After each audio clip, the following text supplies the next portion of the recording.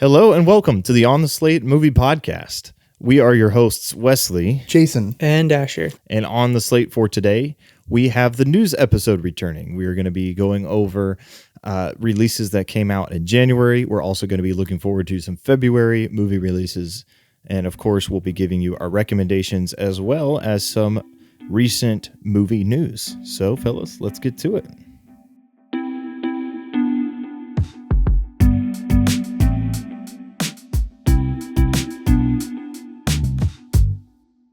New year, new look, fellas. We got some hats. Let's go. Say on the slate. We don't actually have a merch store available, but if you do want a hat, DM us. We can order them for you, and you'll get them eventually for a low price of $6 billion. No, I'm just kidding. Plus tax. We are accepting donations. No, we're not.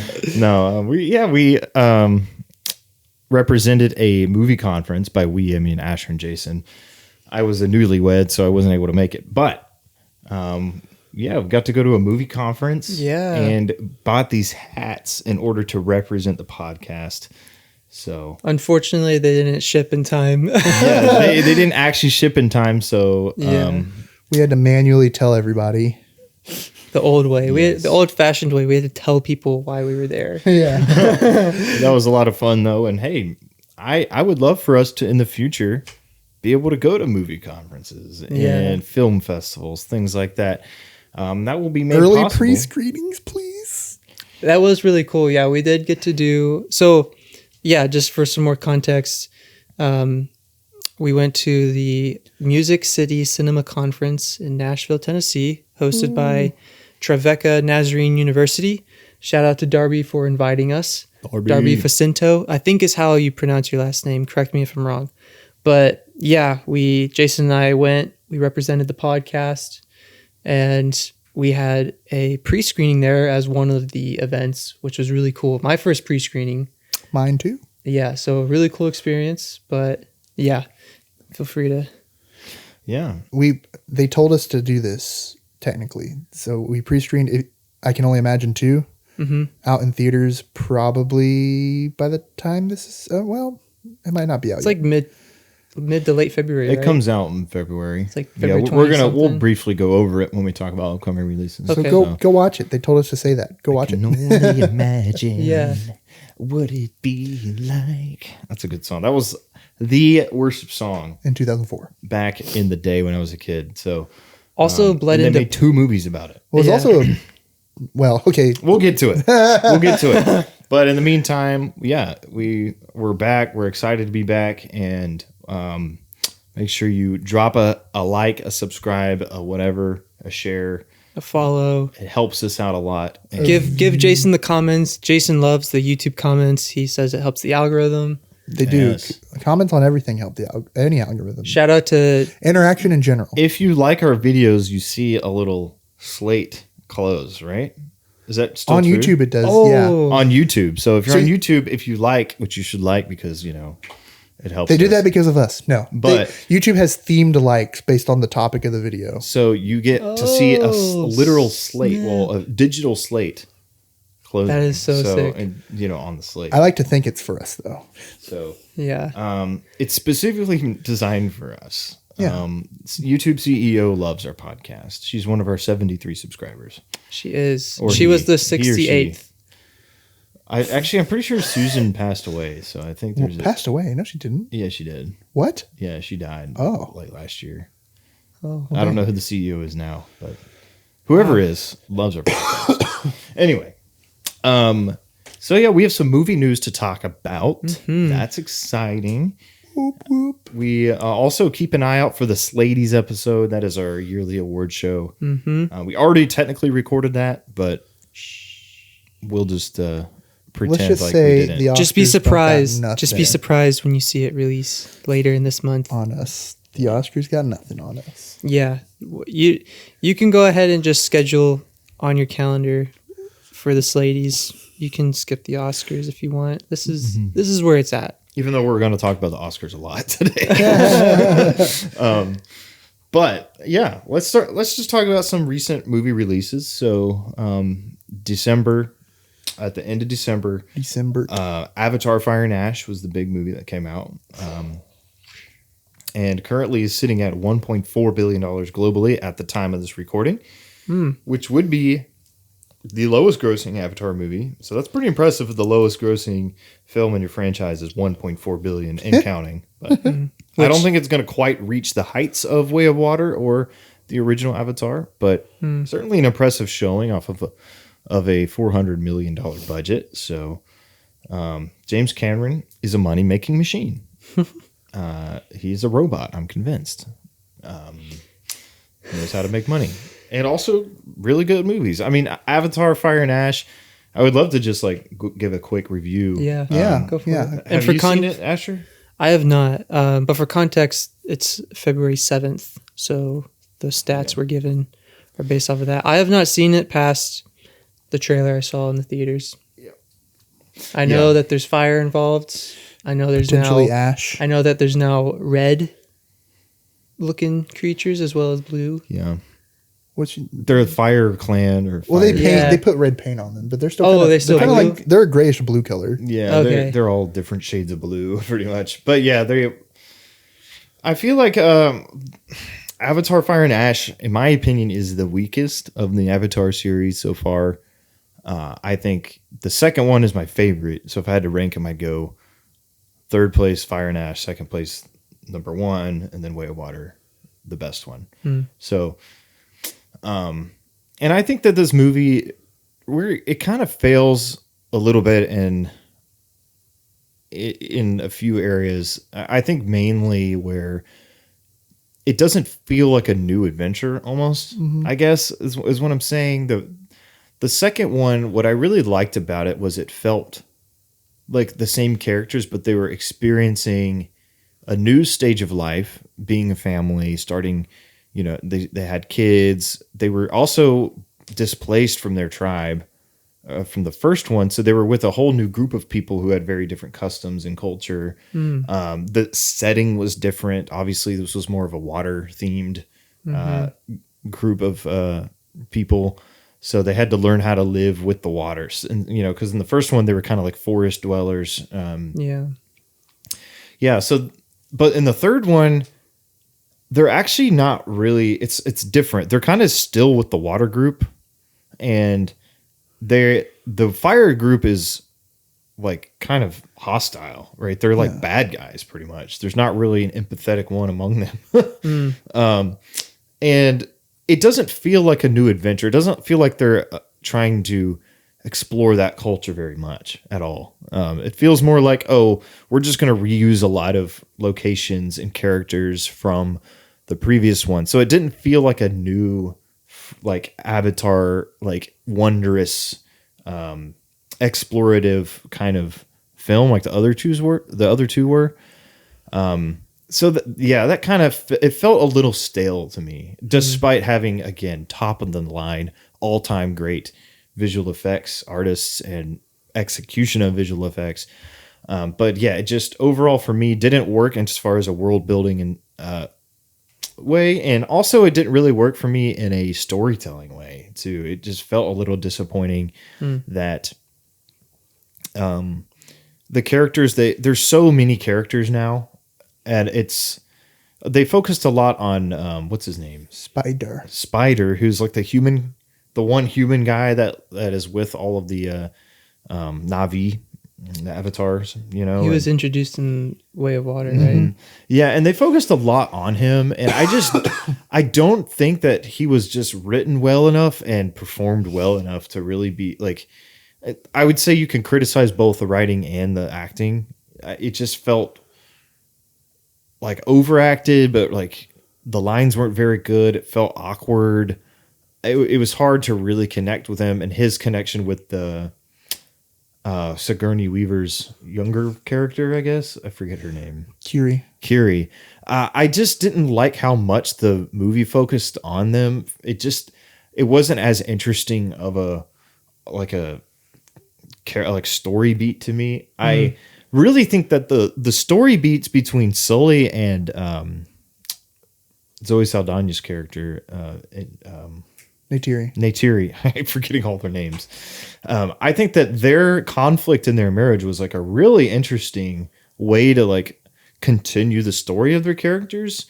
Because I felt like they weren't doing like movie to movie character regression like we've seen so many times, but they were actually like building off of these characters, showing what their marriage would be like in a really, really difficult situation after experiencing grief and loss like they did in Way of Water with the death of one of their sons, and then now having to grapple with that. But that part of the movie, which I think is the most interesting storytelling part, is really sidelined. It's not developed enough. It's kind of dropped. And it's dropped kind of halfway through.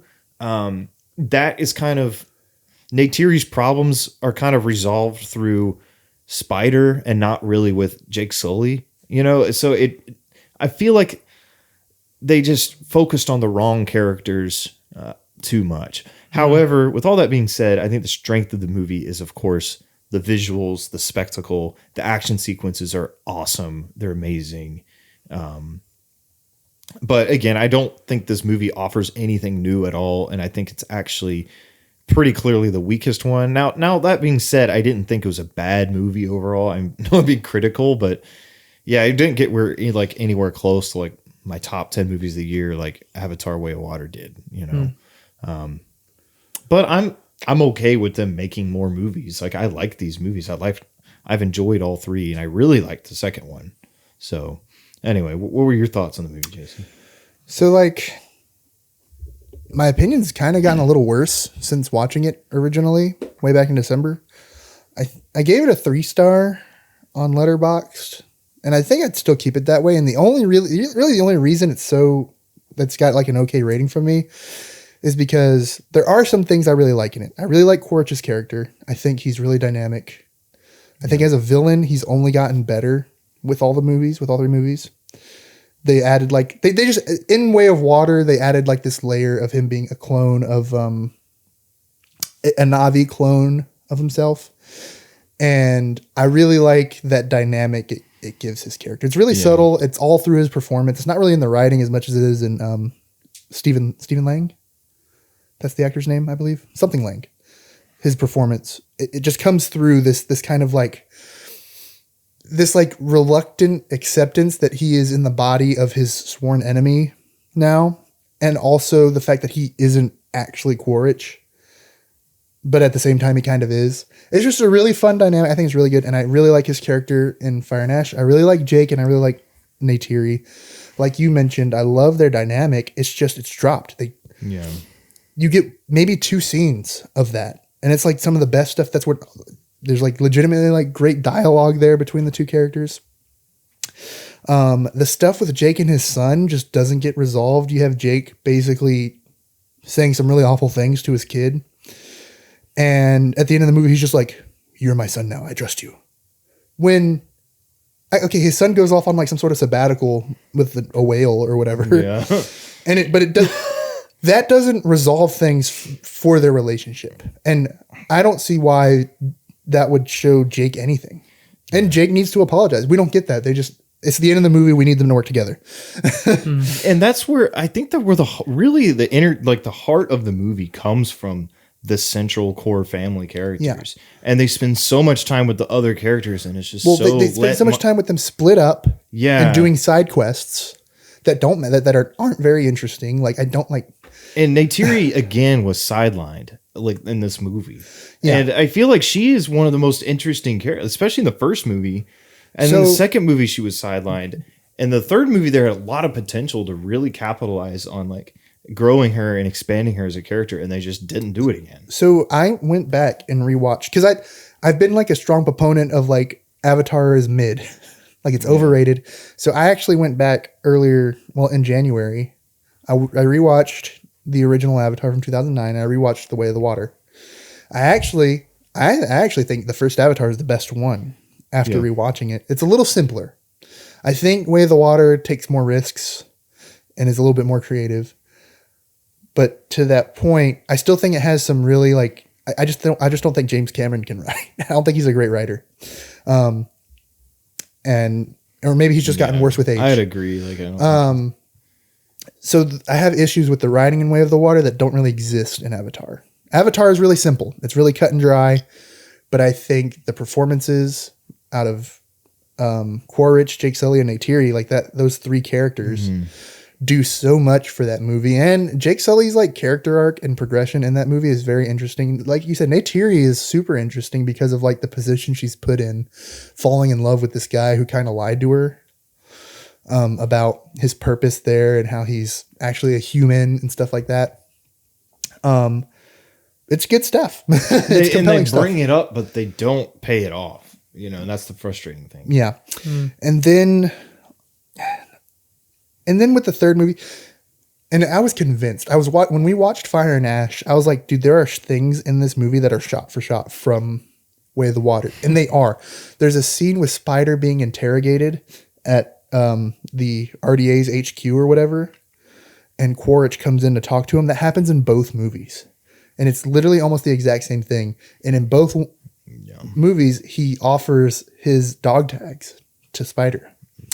Now, I guess it's kind of a payoff moment because in the first one, he tosses them. In the second one, or in the third one, I guess. In the second one, he tosses it. In the third one, he accepts it and uses it to escape. So it's like, oh, look at this. Look at this funny. Yeah. Remember that?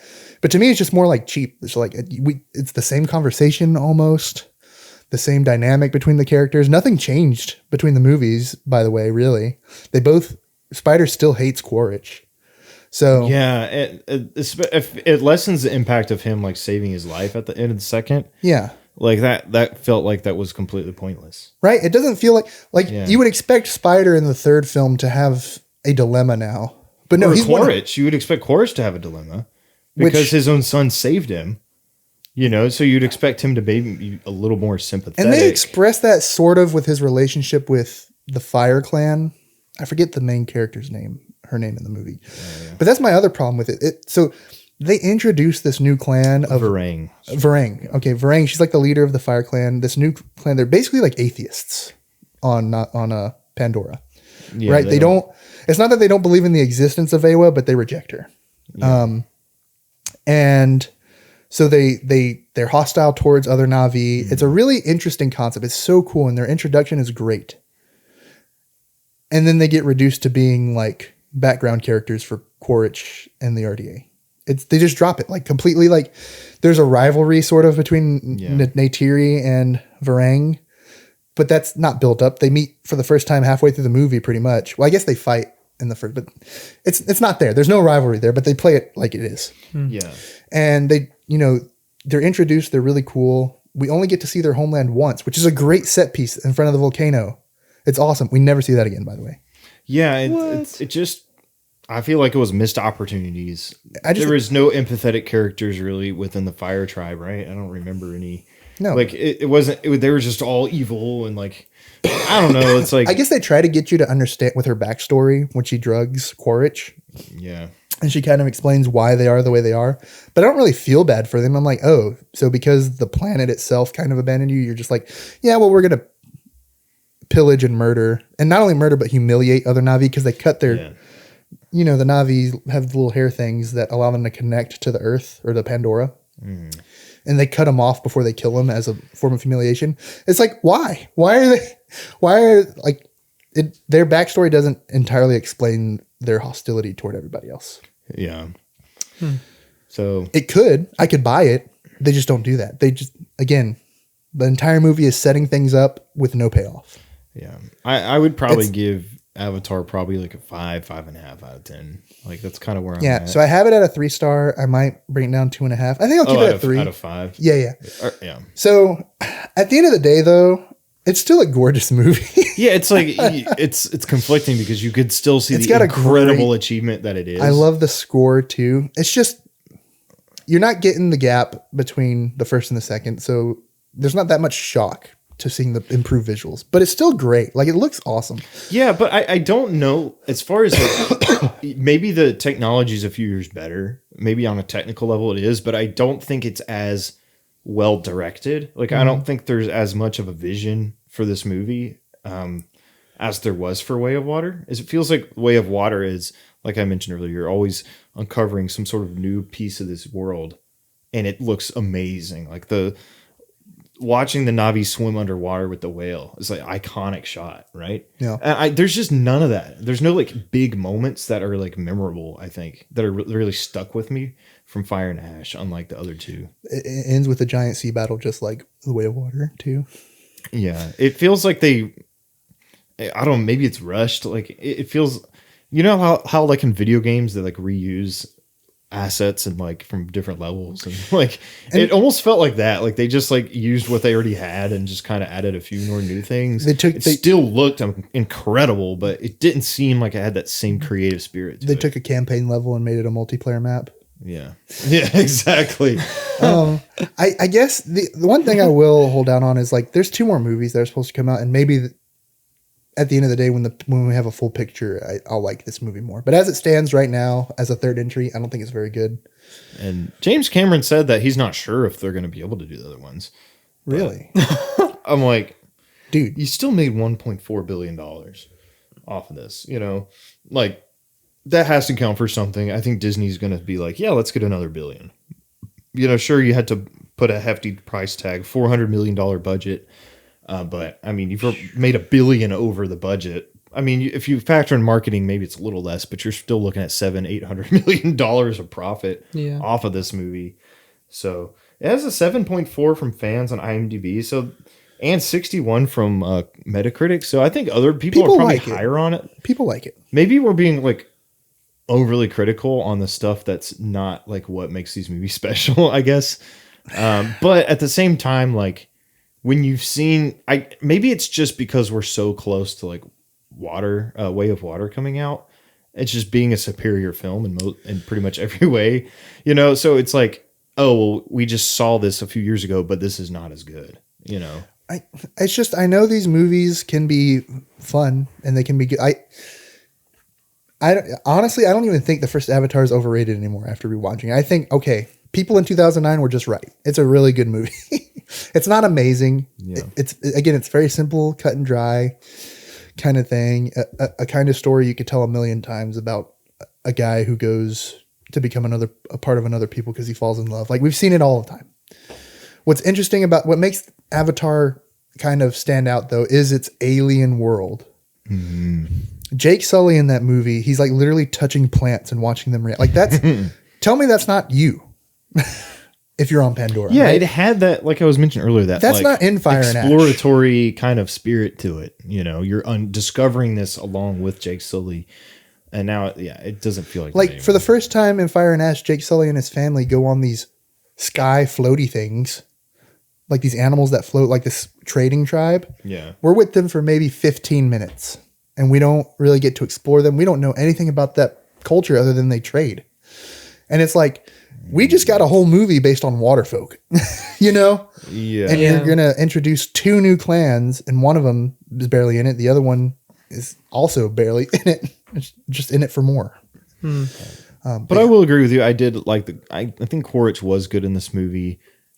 His character was more interesting, I think, than he's probably ever been. But at the same time, I feel like the events leading up to it, and also just how his being interesting and Spider being not interesting kind of like make that brings Quaritch down. It almost like ruins it for Quaritch, I think. So anyway, we talked a lot about Avatar, but I still would recommend seeing this in movie theaters. You just don't get to see movies like this all the time. So definitely go and see it. Maybe you'll like the story a little bit more than we did. It's still like, it feels very tonally similar to the other Avatar films. So I've seen some people say that this is their favorite. So maybe you'll have a different opinion. They're wrong. But do you have any comments, Asher? We just talked a lot, but not really. I haven't seen it, so I was just kind of a sponge over here, like taking in y'all's thoughts. The one thing I will add though is like, I do like how they continued the exploratory feeling that you were talking about in The Way of Water, as like Jake Sully is learning how to use how to ride the water creature and like how to essentially be one with it, and to, you know, almost, it's kind of like a very exotic trying to ride a horse type feel, you know, like trying to be connected to it and respect it as a creature. but also be able to harness its power and to be able to have like a mutual relationship. And just like them being in the water felt really cool too. Like I felt like I was in a very tropical place with them, just with the way they actually just executed the visuals and like the sound design too. Like really cool. I think it could be fun to do a deep dive on one of the Avatar movies. Maybe we can keep that in mind. Let us know in the comments or replies if you think that's a good idea. Deep dive into the way of water. So on the deep end. Primate is one of the yearly January horror movies. Has the best trailer. It had a trailer. Just kidding. So basically the premise, I have seen this movie. Have you seen it, Jason? No. Asher, I don't think you've seen it either. No. I wouldn't willingly spend one of my free tickets. I'm going to save my money. It wasn't terrible. I mean, it has a 6.2 IMDb, 59 Metacritic, made $36 million off $24 million budget. So, I mean, decent return for a low budget horror movie. It's about a monkey, just teenage kids, getting themselves in some sort of horrific scenario. Shenanigans. So basically the main character, her dad is like a novelist, but also like has a monkey. I honestly don't remember all the context. So in the trailer, we see the monkey get attacked by something that makes it evil. What was that? So basically he gets bit by a like a raccoon or like something. What? He gets rabies. Like that's why he goes crazy. What? And he starts like, one by one working his way through killing teenagers. Oh my god. It's just jump scares. It's, there's some gross deaths in it. Some pretty cool makeup effects, I guess, at some parts. Storytelling, who needs it? There's not really a whole lot that you even learn about the characters. I guess the performances are fine. The guy that plays the dad, he's like deaf. He's played by Troy Kotsur, who's an Oscar winner, actually, for Coda back in 2021, 2022. And that's the deaf movie, isn't it? Mm-hmm, yeah. Oh. And so it's always good to see him. He's a really likable guy. He shows up in the movie. So to see his daughter massacred by a monkey, why would they do that to him? Well, it's a spoiler alert. Neither of them die. Oh, okay. There's a few people that do survive. So he kind of goes away for a while and then comes back. When you leave, and helps like at the last moment comes back to help like stop. When you leave and come back to find out your monkey went crazy. Yes, basically. Was it all a real monkey or was it a mix of real and CGI? I'm sure there was mix. Yeah. So they the unfortunate, had a kill people. Well, there was actually a really cool scene in there where he comes back to like, he figures out something's going on. Like he gets worried. So he returns to the home and there's like a monkey attacking, like his daughter. The monkey's attacking his daughter in the house, but he can't hear. So he doesn't know what's going on. Oh, so it keeps matching between the perspective of like, you don't hear any sound at all. And like from his perspective, and then it'll edit straight to like the girl and like the screaming. And like, I thought that was a pretty scary and pretty well executed scene. So I think it's pretty entertaining as a teen horror movie. If you like fun, cool concept, scary movies that are, it is rated R, I think. So yeah, it's definitely rated R. Did he eventually find out in that scene? Yeah, he eventually finds out because he sees one of the other victims laying down. He's like, whoa, goes back downstairs. Yeah. So I hate to spoil the review there, but that's okay. You guys asked me, impressed me, so I had to answer. Impressed you? I didn't impress you. Anyways.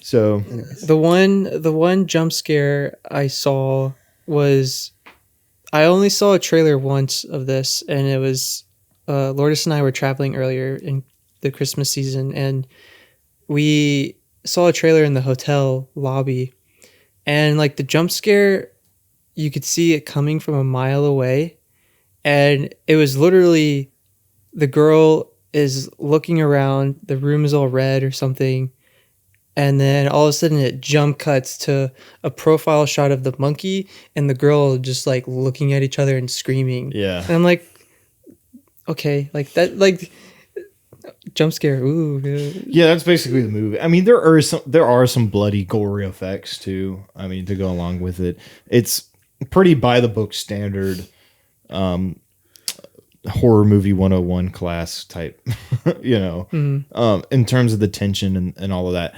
The only thing that I think really made it, the only moment that I think was actually like pretty awesome was, yeah, like I mentioned, the part where it was shifting perspectives between the deaf man and the daughter, and the cool sound design. The deaf dad. Some of the kills were pretty creative, but overall it's a January horror movie, just go into it with those expectations. So, 28 years later, The Bone Temple, 7.7 on IMDb, 81 Metacritic. Kind of disappointed a little bit at the box office. It's probably not going to return a profit, but just from ticket sales at least. $54 million the box office off $63 million budget. So, and it's really losing a lot of momentum. Unfortunately, because I think this is the best movie of the year so far through a month. It's a really solid movie, and I really think it's better than the 28 years later that came out last year. You haven't seen it yet. I've been slacking. I've been catching up rather from December, but it's a movie I really wanted to see. Asher mentioned in the car earlier that did come out kind of fast. Yeah, but they recorded them back to back. So, and I think they did the third one too. So that's coming out probably soon. What I like about the only two 28 movies I've seen are 28 Years Later and 28 Years Later, A Bone Temple. But what I really like about them as a zombie film, they do more to like elevate it outside of just a generic genre film. Like I think they really put a lot of effort into making engaging characters, heartfelt stories, glimmers of hope, as well as glimmers of misery, and I think that this movie in particular has a lot of very interesting, unique, zany type characters that all clash against each other, and it's very interesting to see how it works. So for one, I think on a technical level, it's really done, really well made. Is it? I don't know if it's all iPhone shot like the last one was. I don't know. I haven't actually looked that up, but I imagine it probably is. I mean, they all have been, right? As in the first one, yeah. I can look it up. It's carrying over the trope because the original 28 Days Later with Cillian Murphy, remember him? Was shot on a camcorder, like an old school 90s, 2000s camcorder. So it's got this, it's not really a handheld film, but it's got this handheld look to it. And that's why they did I know that's why they did 28 Years Later, the first one of these recent releases on iPhone. I think it was iPhone 14 or 15, something like that. I don't know. I mean, it would make sense that they did it. So the cameras listed on IMDb, I do not see an iPhone. I see Dolby Digital, Arri Alexa 35. Okay. Zelmus Apollo, Service Vision, Scorpio Lens. So this was actually directed by... It's a different director. Different director, so they probably chose not to go the iPhone route. But I do think the cinematography still is well done. It's a great looking movie, and I think the tension in this movie is... it's very... It's intense. So at the end of the first one, where the main character, the kid, is placed, is kind of in a situation where you think is going to be a good situation, where he finally has a group, but he is completely wrong. He's put into a gang of like really crazy people. Like the leader is some kind of cult. He's like a cult leader essentially of like the hyper violent looters. And just seeing Spike, the main character, go through the trauma of that and trying to survive, trying not to like compromise himself, but also trying to survive is a very interesting dilemma. And on the other hand, Ian Kelson, who's played by Ray Fiennes, his character is amazing. He gives such a great performance in this movie, and he's trying to basically cure the infection, the zombie infection. So he's basically, over the course of the movie, tries to befriend this zombie named Samson, who's this huge zombie. And you see him in the first 28 Years movie. And he like stops him with the tranquilizing dart. So he uses that to his advantage and tries to cure him. I won't spoil what happens, but it's a very, very interesting, very tense story beat for the movie. And yeah, I mean, he's great in the movie. And then seeing these two stories collapse of Spike's group and then Kelson, when they collide, it's a very, very well executed zombie horror thriller and also just character movie. So definitely the best movie of the year so far. And it's a shame that it's not really doing very well in the Aaron Taylor theaters. Johnson show up again? Aaron Taylor Johnson's not in this one. Interesting. The only returning characters are Spike and Ray Fiennes. Ray Fiennes. Yeah. Oh, and yeah. Well, I won't spoil anything. Yeah. But It's funny they named the big zombie Samson. I'm pretty sure it's not a coincidence. yeah, I mean, I guess that's the name he called him. He doesn't know if that's his real name, obviously, but That's just yeah, what Ray Fiennes- that was really fascinating seeing like what Samson was going through during that process. So anyway, that's 28 years later. The Bone Temple. Bone Temple. Definitely recommend it. I liked the first one. I really liked that one. How many movies? That'd be a fun trivia question. How many movies have the word temple in the subtitle? Temple of Doom. Bone Temple. Yeah, I don't know. I did not prepare that trivia. My phone I don't is even know the on answer. side. So the next movie we can talk about, Mercy, starring Chris Pratt and Rebecca Ferguson. I have not seen this movie. The premise of the movie is, from what I can tell, is Blows chunks. Chris Pratt plays a guy that's like, I guess, wrongfully accused of a crime, and it's like a dystopian future where AI is the judge essentially. So he's given like the concept that he's given like, I don't know, I think it's like a day or something to prove his innocence. Which is crazy. And Just a day? I don't know. I guess action and sci-fi ensues. It's not performing very well critically. I mean, While he's locked up, it's a 34 on Metacritic. he's basically like sifting through any type of like evidence footage or any other stuff that he can find to basically he's like forced to find the real killer. I guess. It's such a dumb. I Does think he- that's- I I don't think know if that's he's what I- locked up.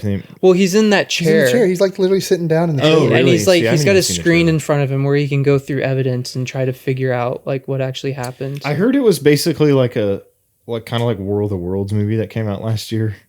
It was like almost the same kind of deal. Wait, but War of But the it was Worlds like- is like such a different story. It's like aliens invading. You didn't see the Amazon. It was like War a of the similar Worlds. premise That's- though. Oh, It's literally all on Zoom or something. what? I watched it. It was my worst movie last year. The Mercy movie though it's such a dumb idea. If this supercomputer has all the information, why doesn't it just know the answer? I guess you have to watch the movie. I haven't seen it. I'm not going to pass judgment on it. But Maybe yeah. maybe there's an ulterior motive. Hey, guy who we're accusing a crime of, investigate yourself. Yeah. I mean, Prove to me that you didn't do it. I'll give the movie the benefit Cope, of the doubt mauled, and before I seized. start making logical assumptions. But you're right. That is kind of how. Well, in the trailer, Chris Pratt's character makes it sound like he is being framed and like Yeah. somebody hacked the AI. That doesn't make it any smarter. This is still how the system works in the universe. So So I think if I were to see it, I don't think I will. But I feel like if there were to be a standout, I'm not saying that this would be the only standout. You're putting an actor in a chair for most of the movie. And so I feel like that would give you like a cool creative challenge of like, what kind of performance can this character give? And they can't physically move, basically. Like, I feel like that could be a standout of I feel like a The more performance. interesting version of that would just have you have two characters sitting down talking to each other and make that like an hour and a half long movie.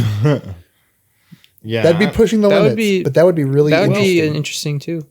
well, have y'all seen Mercy? Let us know how it is. It's 6.2 IMDb, 34 Metacritic, not looking good. It hasn't made its budget back. It had a modest to a little pricey $63 million budget. It's made $42 million.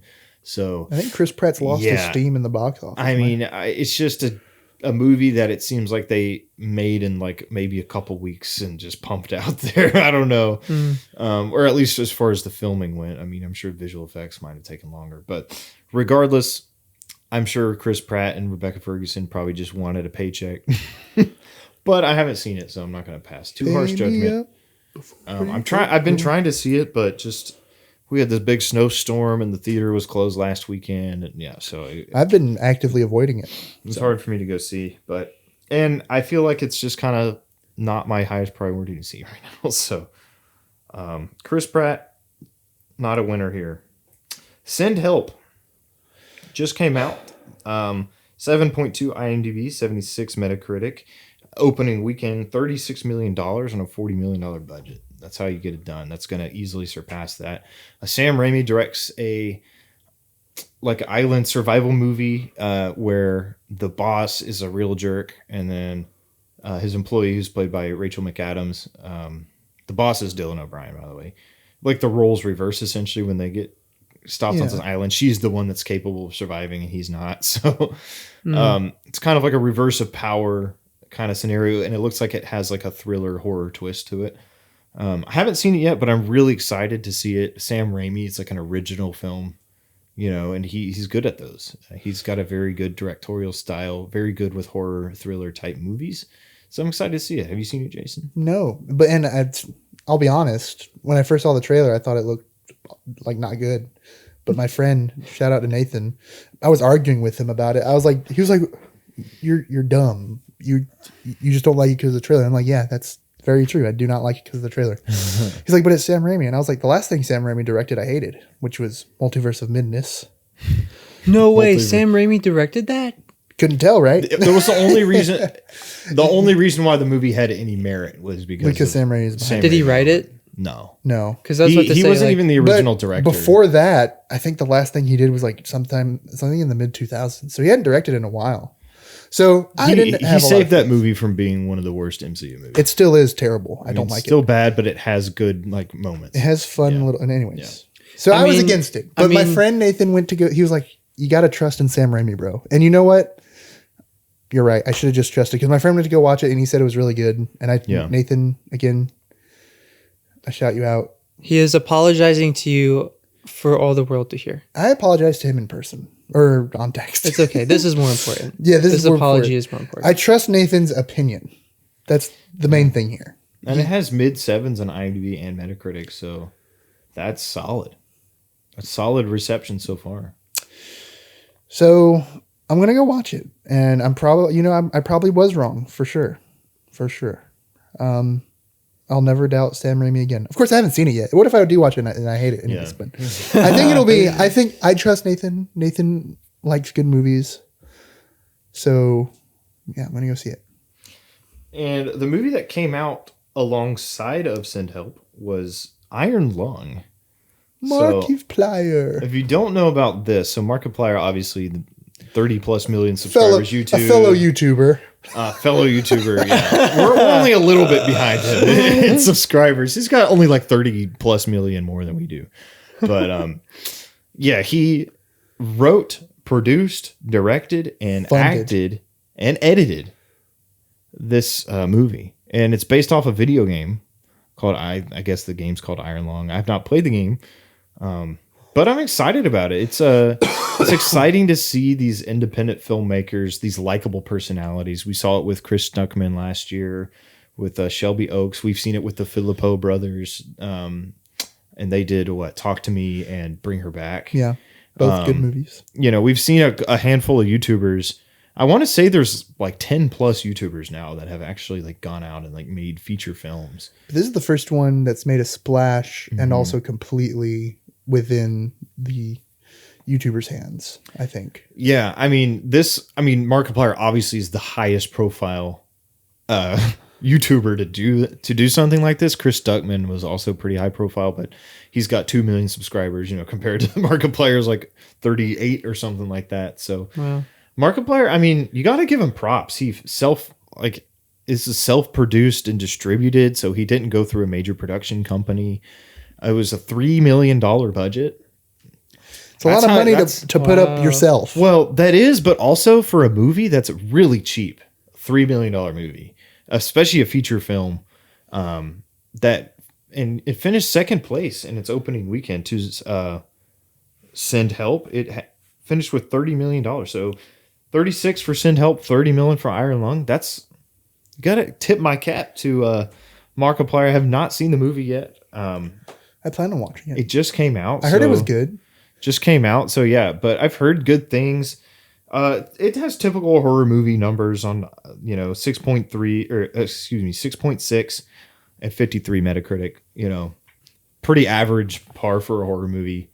But I heard that. I mean, from a review I listened to today, the main sentiment was it was well made. It kind of felt a little bit like Markiplier had talent, but he was saying it was a little bit self-indulgent. Like, I think the main thing he recommended at the end was like, hire actors next time. For the next movie, like maybe invite more people to collaborate with him on it. Yeah, but maybe hire some co-writers or just maybe some editor. I don't know, but I mean, I'm really impressed that Markiplier produced, directed, wrote, acted, and edited a movie himself. I mean, that's incredible. A feature-length film that gets a theatrical release and gets, at least respectable like reception. Yeah. And I think there's just a lot of goodwill towards it. So, there was a little bit of controversy, right? With they removed it off of the box office websites for a second there. Or something. Yeah. They refused to track it or whatever. I don't know how true. Like I'm literally just quoting hearsay, but it just sounds the narrative made it sound like Hollywood was just like not pleased with the fact that a movie that was self-produced got made and is doing well. But I don't know how true that is. I don't know if they really like colluded with the major box office companies that track all this stuff to like get it removed. It's like, oh, it doesn't count. It's not a real film kind of thing. I don't know. I don't know how true that is. I do know that it caused a lot of uproar online because I saw it and I read it. I would buy that Hollywood would do something like that because money that doesn't go to them doesn't go to them. So, but, that's really all I know about it. So basically, a quick overview was that apparently there was just an issue with reporting the numbers. Sure. Because it's not one of the major studios. Right. That's what the Big Brother is saying. They had an issue reporting numbers because it wasn't a major studio. Does that just mean that the theaters aren't responsible? They said that weekend estimates were not sent to like major tracking sites like they should have been. Don't the theaters do this? Cool. I mean, I might be entirely wrong about how this works, but don't the individual theaters track all this and send all this information probably to their own servers? Apparently, that get picked up by the parent companies? The figures for Markiplier's movie didn't go to the tracking site on time for them to like put it out in their official estimates. That's what they're saying. So they're saying it was just a delay in reporting the numbers, but now it's up. So that could be true. I just don't. I also would not be surprised if the conspiracy is true as well. I just don't see what that has to do with like. I might be wrong. Well, they can't put it in the chart if they don't have the number. Is what I'm saying. But Markiplier doesn't report that. Isn't that collected by the theaters individually, and then I'm sure they store it somewhere. It goes to the parent company. It might be. It's probably a production. It's probably the production company, which Markiplier, I'm sure, probably owns a production company. Why would the production company be responsible for that? Well, because they can't count how many tickets are bought. That's the theaters. Well, the movie theaters report it to the company, I think, and the company reports it to the tracking sites. I don't think the theaters directly report it. See, that's interesting. Maybe they do. I don't know. That's a good question. That sounds like a good way to let companies skew their numbers. Yeah, I don't. Well, I mean, they do. Why shouldn't the theaters? They do that. Yeah, they do that anyway. So like, why wouldn't the theaters report directly? That doesn't make. Whatever, dude. Yeah, you could be right. It could be they might just report, the theaters might directly report it to those tracking sites, but That'd make the most sense. They're saying it had something to do with a delay in reporting the numbers. That's why it didn't appear, but now they appear. Hasn't happened with any other movie, by the way. So I anyway, don't remember that happening with other movies. I don't remember it. Maybe it did. I'm just trying to play devil's advocate here, I guess. Bro likes the devil. What? Bro likes the devil. So congrats to Markiplier on your success. I mean, I think that's Fellow success. YouTuber Markiplier. And he's got a good career on YouTube. He can keep doing, or he can keep making movies because apparently he Why not knows how to both? do it. Why not both? And also, yeah, I mean, he's just a guy that's really passionate about horror games over the years. He obviously was really instrumental in the success of things like Five Nights at Freddy's, and He's the reason why I even like it so much. So. yeah. So I mean, that's probably his most famous thing is Five Nights at Freddy's. Although he does a lot of other stuff. So yeah, hey, if he doesn't want to be a filmmaker, he can always go back to. But do whatever you want, Markiplier. You Who's definitely have so watching many this. cards. You have so many cards in your hand. You can do whatever you want. So I know he listens to my advice. I got 2 cards. How about a movie we just watched today? Solo Mio. Solo Mio. Angel Studios' latest release. Angel Studios. Starring Kevin James and Jonathan Rumi and a few other people. And some other guys. Oh, and the lady from How I Met Your Mother's in it, Allison Hannigan. She Who is does she play? the wife of the Wife, eccentric guy. the one that was like, Julie? Yeah. yeah. Okay. Yeah, so, anyway, we just watched it. Yeah. I think we all were pretty much like, it was all right, but it had could have been problems. better. It was an enjoyable like heartfelt romantic comedy. I think like I'm not like upset with it because I think I like after seeing it I understand I guess more of what they were trying to go for. But I think going into it I was really wanting like some good emotional I was wanting like more emotional investment, especially with Kevin James's character, like being someone who's left at the altar at their wedding in Rome, Italy. Like I was kind of like really interested to see like how he would portray this character. Like, how is this character going to respond after being left at the altar?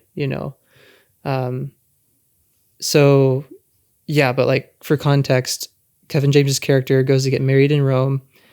His fiance leaves him at the altar, and the movie basically follows him afterwards, and he meets friends, he meets another lady, and relationships begin to bloom. So it kind of follows him after all of that. But yeah, I think like it's enjoyable, it's passable. And it has some really cool sets because some of it, at least maybe a lot of it, looks like it's actually shot in Italy. Maybe some of the indoor like scenes, like in the hotel room or something, that might be a set or something. But I would also believe if it was all like shot in Italy for the most part. Yeah. But yeah, I do want to talk about like the marketing for it, but I'll let y'all share your thoughts on the movie first. Yeah, sure. We can do that. Yeah, I think most of the, like we went to dinner after we watched it. We ate Italian after watching it. I will say you probably will want to get Italian after you eat this movie. Oh, for sure. Eat this movie. Watch this movie. And you'll also probably want to either listen to Ed Sheeran or Andrea Bocelli. Yes. After or watching both it, at the or same both. time. Yeah, I think that it was fine. It was funny enough. Kevin James, I think it's nice to see him playing a character that's a little bit more grounded and not like a complete bumbling fool, which is kind of like his shtick that he had in like the early 2010s, Yeah. at the height of his career. But so it's nice to see him show a little bit more range, show a range of emotions, serious mixed with, it's definitely not Kevin James from Grown Ups, right? It's not Kevin James from Paul Blart. Yeah. Not that, I low key kind of like Paul Blart, but whatever. Who doesn't, honestly? But It's a funny movie. It is funny. It's a funny movie. Yeah. So I will say the biggest criticism I had was I don't think Kevin James's character really has much of a character. It's more of like stuff happens to him and it's like, yeah, you feel bad for him. And he has his sad moments and he has to learn about himself. But I just don't think there's enough really context given around the events of his past to really make you feel like you know where he's going as a character, I guess. Yeah. Like there's no character arc. You can't have a character arc if you don't really know where you're starting. Mm-hmm. So, I mean, the only justice you could have for his character would be him. Let me rephrase that. So basically at the beginning, he gets left to the altar, like you mentioned. Yeah. And so you don't really know anything about his character, whether he's a good or bad guy, but you empathize because you're like, wow, that's a sad thing to go through. Yeah. So, but we don't know anything about his character that he has to grow. Like, why did this happen? Why did she leave? You never really learn ultimately. You kind of do a little bit towards the end, but it's not really explained very well. It's kind of vague. And so, yeah, there's no really direction for his character to go on a character level. It's more so like on a external events happening to him level. Like, yeah, he could find love, I guess, with another woman, but that doesn't really resolve his character. Like, that's just kind of like, oh, he's just a nice thing happened to him. Mm-hmm. So I would have liked to have seen more of a, detailed writing of his character. Yeah. Yeah. I didn't love it. I didn't think it was that good. I said I didn't love it. Oh, you didn't love it. I didn't think it was that good. I thought it was fine. I don't know. I first walked out, I was like, yeah, it's a 3-star. Then we talked about it some more, and I was just like... No, you first said 3.5. I did. Yeah. I did. Then I brought it down to a 3-star when we sat down for dinner. And then Wesley was talking about it, and I'm like, maybe it's 2.5, 3. Yeah. It's just, the more I thought about it, the more issues... That's just been the theme of the night. The more I think about it, the more issues I could come up with. And I guess when you're looking for flaws, you'll find them. But the whole time I was watching the movie, I was just like, it's not hitting me in the heart like I feel like it should. And I get it's kind of a comedy, but it's not real. I mean, it has funny moments, but it's not. Maybe it's failing. I think the movie is meant to be a little bit more serious than it actually is. It's like a rom-com, but it's not like a gut-busting comedy. It's it's just. They're not committing 100% to the comedy aspect.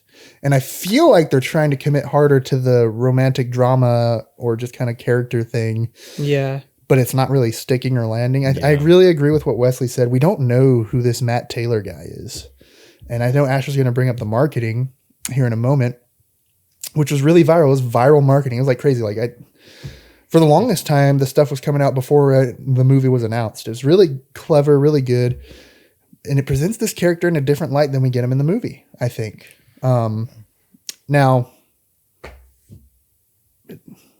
you can make an argument like, how much does marketing, especially when you're using marketing to kind of build up a character, how much should we really rely on that stuff? I think the movie needs to stand on its own outside of its marketing. So, yeah, I would probably give it like 2 stars, honestly.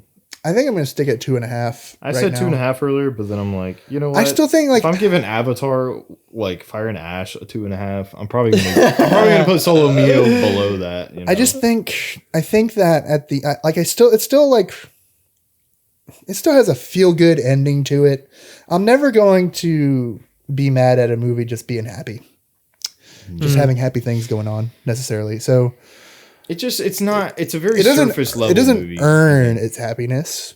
It's a very surface level movie. Even in a lot of ways. Like it's not very deep. It's not dense at all. I don't understand. Like I don't get. Like I feel like they're trying to play at this idea like, dude, you're not defined by your relationship or the fact that she left you on the altar. They kind of touch on that, but they don't really delve into it. But that's kind of the idea you're getting like halfway through the movie. Is like, dude, you can't beat yourself up about it. That this doesn't define you. There's nothing wrong with you because of this event. Now, for the record, like we don't know. We have no idea what this guy's deal is because we don't know his character. But we're going to trust that he's a decent guy because that's how he's presented.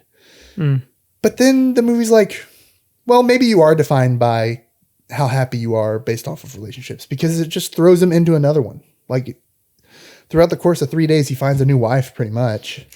It has an interesting, I honestly didn't see it coming. The twist at the end was kind of clever.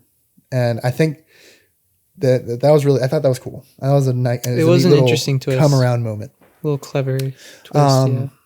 But yeah, I don't like the message, like the conflicting message of you're not defined by your relationships, but also the only way you're going to feel better and be happy and move on is if you get another relationship. It really is conflicting because you have these side characters who have these imperfect relationships that thrive despite it, sort of thing. And it's like, you're kind of applying, like, there is beauty in imperfection and there is joy to be had in this and that and the third. And that's not really how the rest of the movie is. Like, they're telling us one thing, but showing us another. I think that's the best way to put it. Yeah. So it has a decent, it's 7.6 on IMDb. So, I mean, look, I guess it's a crowd pleaser. The white women will chew it up, bro. The white women will chew it up.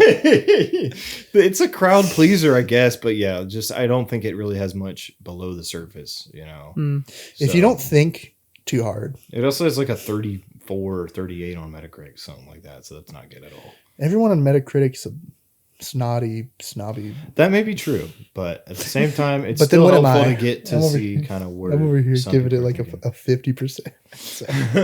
Anyway, Asher, let us know about some of the marketing for Solo Mio. Yeah, so this movie I think honestly I like the movie even more just because of the way they went about marketing, and the marketing made me want to see it more.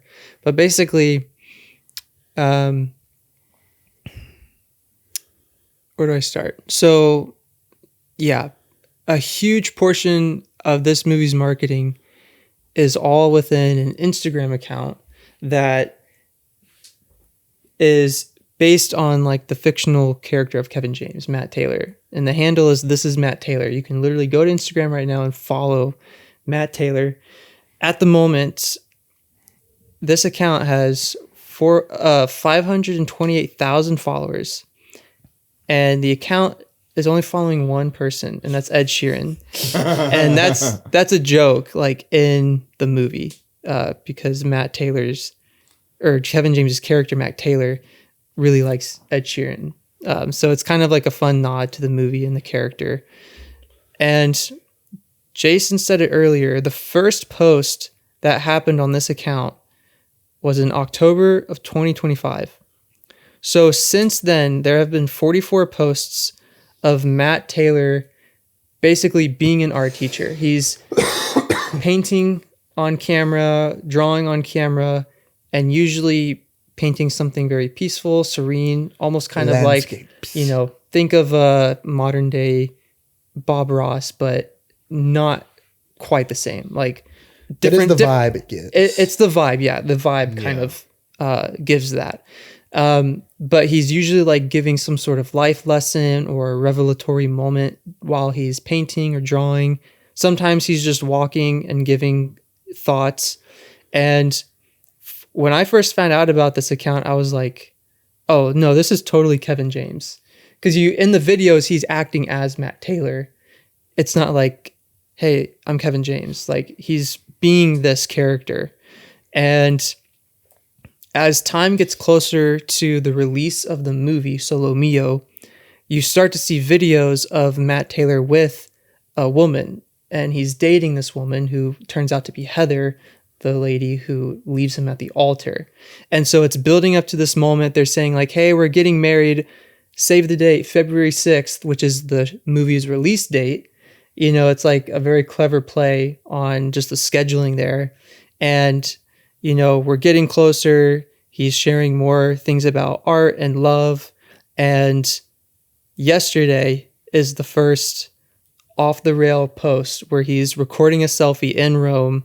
He's got his suit and tie on, and he's just like pouring out his thoughts on camera, just saying like, hey, it's been so amount of hours. Heather hasn't showed up. I don't know why this is happening. Literally like if a proposed husband were to record this and be like, hey, to all of you followers who have been following my journey, I don't know where she is. I'm sad. I'm distraught. Like, I don't know what's going on.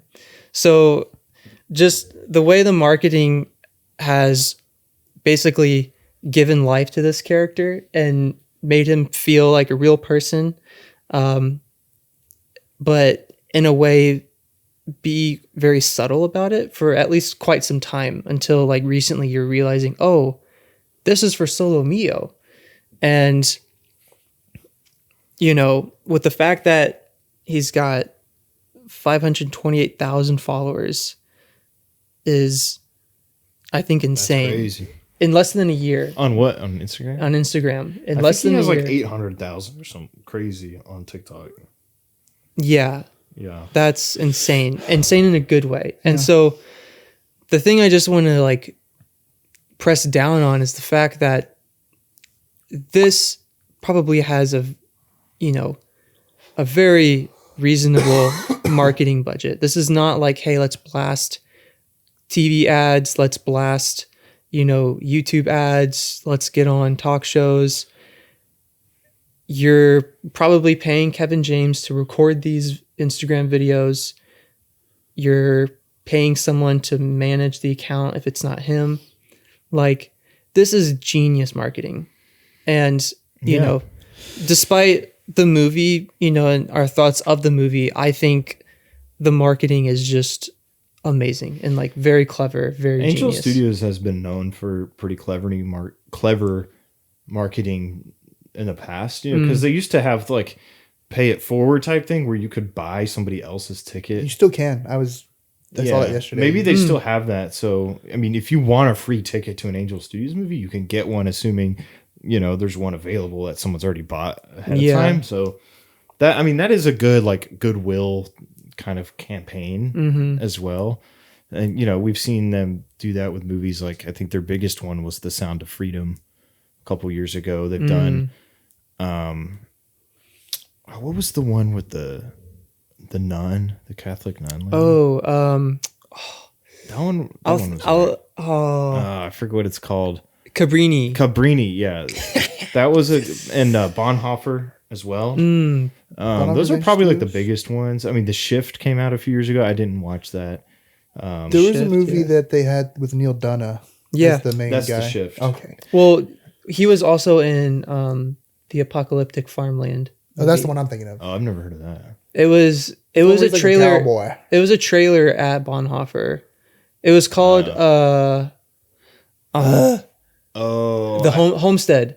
A Homestead. Yeah. Okay, I thought you said Apocalyptic Farm Boy was the name of the movie. I was like, I was saying that for keywords. Because that's what it's like. They have this homestead. They have like this farm where they let people stay on it because it's the end of the world or farm some compound. Gotcha. So they do have unique, clever marketing tactics, which you don't really see with other big movie studios. And Angel Studio wouldn't really call a big movie studio. I think they're trying to get there.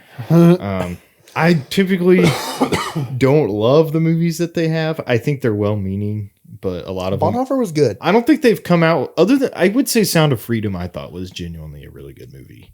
Bonhoeffer I would say was a solid movie. You're a solid. Cabrini, I think, kind of. Never saw it. Cabrini had moments. It had a good lead performance, but it wasn't really well written.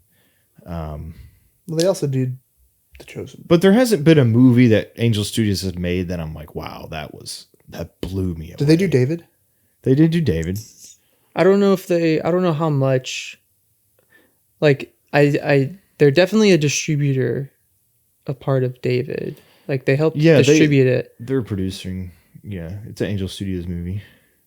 Well, you know how sometimes like the production companies, there can be a collective, but sometimes like there might be other companies involved too. Yeah. For sure. But I do remember seeing the Angel Studios logo right show up yeah. before it. So they are involved, yes. So. And Angel Studios also was known for The Chosen, although The Chosen wasn't created by Angel Studios. They published it for a while. They don't anymore. That's right. They had The Chosen is now under Come and See, I think is the name of it. It's called Come and See, like Productions or something. But they had a falling out. There's actually a little bit of drama there, but anyway. Drama. that all got settled a few years ago. But Drama. yeah, I mean, so yeah, there's a Solo Mio, interesting marketing tactics. Yeah.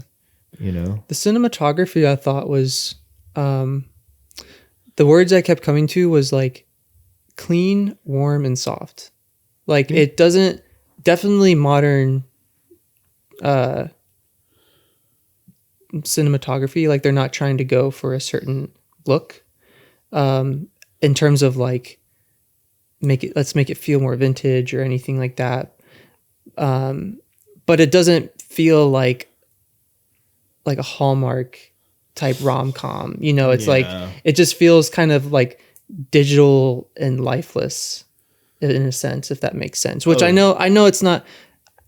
I don't want people to get the wrong idea. I'm not saying digital is lifeless, but like they still put a lot of thought in the lighting and the camera placement, all that stuff, and it had like a nice color grade to it. Yeah, I mean, I think it was a decent looking movie. I like the one shot where he's like alone sitting on the steps, and it kind of zooms That was out. a cool. Yeah. And you see, I think that was probably the most memorable shot. And then the bird flies across camera. I'm sure they didn't plan on that. Good stuff. It's hard to mess up the way your movie looks if you're filming in Italy. True. It's just a beautiful looking place. Well, True. we do have February. It doesn't look the greatest. I mean, there's a lot of hype behind this Wuthering Heights movie that comes out next weekend at the time of the recording. I want to think keep that's saying a novel. Wuthering Heights. It's a romance novel. Is it Wuthering or Withering? Wuthering. It looks like Wuthering, yeah. I want to say Withering though, like in my mind. I guess it's based off a romance novel. So It sounds familiar as a novel. it has an or Oscar-winning writer, Hey, Jacob Elordi's in Director. it, whom I Jacob appreciate. Elordi and Margot Robbie, really talented actors there, but it just doesn't seem like my kind of movie. It's just a very sexually charged and driven film. Another movie for the white women. Another movie for the white women, maybe. I don't know if I'll see it. I won't. I doubt it. I'll go, I'm like 90% sure it's a movie about being unfaithful. So yeah, I don't know. I don't want to judge too harshly, but it just doesn't seem like the kind of movie that we would talk about on the podcast very much. So. I would say, unfortunately, it looks like it might be like well written or something. Big L for the movie. It's probably going to look good. Like it's probably going to have great. I think the costumes trailers and look great. Production design. I think the trailers look great, but I also think it's a movie about. At the end of the day, it looks like it's about a steamy affair. Like I don't know if that's really I don't really want to watch. Justifiable. my kind of movie. And like that's like the main thing. Really talented filmmaker Emerald Fennell. She's done Promising Young Woman, which she won an Oscar for, and also Saltburn a few years ago. So Salt what? Saltburn. Saltburn. And now she's doing Wuthering Heights. So we'll see. I keep coughing. Steph Curry's got a movie coming out. The Goat. basketball player. It's called GOAT. It's an animated film. You might have seen it, a trailer for it online. Yeah, he produced it and also is like plays the voice of one of the side characters. Oh, is that the main guy? No. No, yeah, it looks, I mean, like a fun kids movie. The animation actually looks pretty clean. So I don't know if I'll go watch it, but the animation from the trailers look good. it's one of those animated movies about animals. So expect moms to show up with their kids in full force. As Wesley said last year, do not underestimate moms If with kids. Moms bringing their kids to the Minions and animals. I saw somewhere it was written, maybe I think it was a YouTube comment on the. Oh wait, no. I think Steph Curry commented when the trailer released on YouTube, and he said, "If Zootopia and Space Jam had a baby, this is the GOAT." They definitely paid him to say that. Zootopia and Space Jam. Had a baby. That's crazy. The one thing you bring up the animation, and so Was I misinformed? no. Did my eyes deceive me? No. So they're marketing it to a certain level, saying that from the studio that brought you the Spider-Verse movies. And Yeah, it's a Sony movie, yeah. yeah.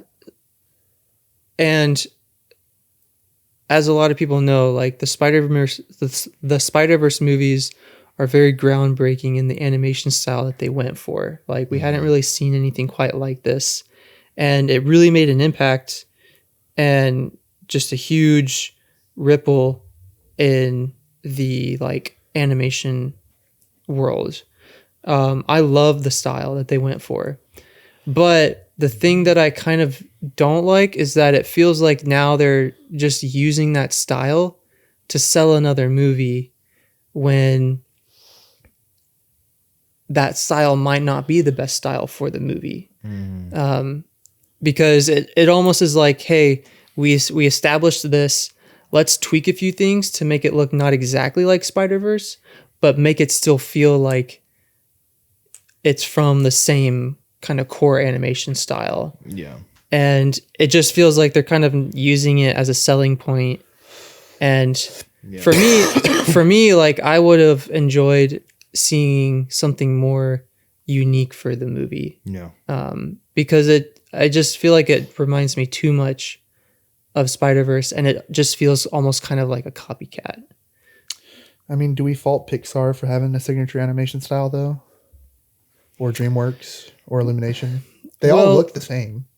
I understand that, but like Spider-Verse, I get just it. Like felt like the made lower frame rate thing, it's like it's because it's a comic book, and that's where the unique style is inspired from. It's literally animating the comics kind of thing. So I get that. But are they doing the lower frame rate thing with Goat? it looked like it in the trailer. And also like I just feel like it starts to muddy the identity that Spider-Verse has. Like, why does Spider-Verse look so good? Why is it, why does it have such this impact?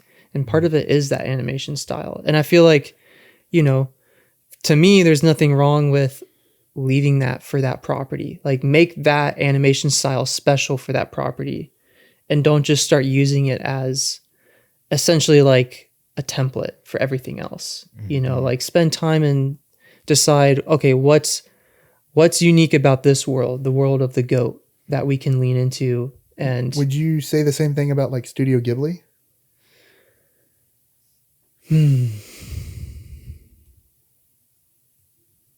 It's a good question. I don't know.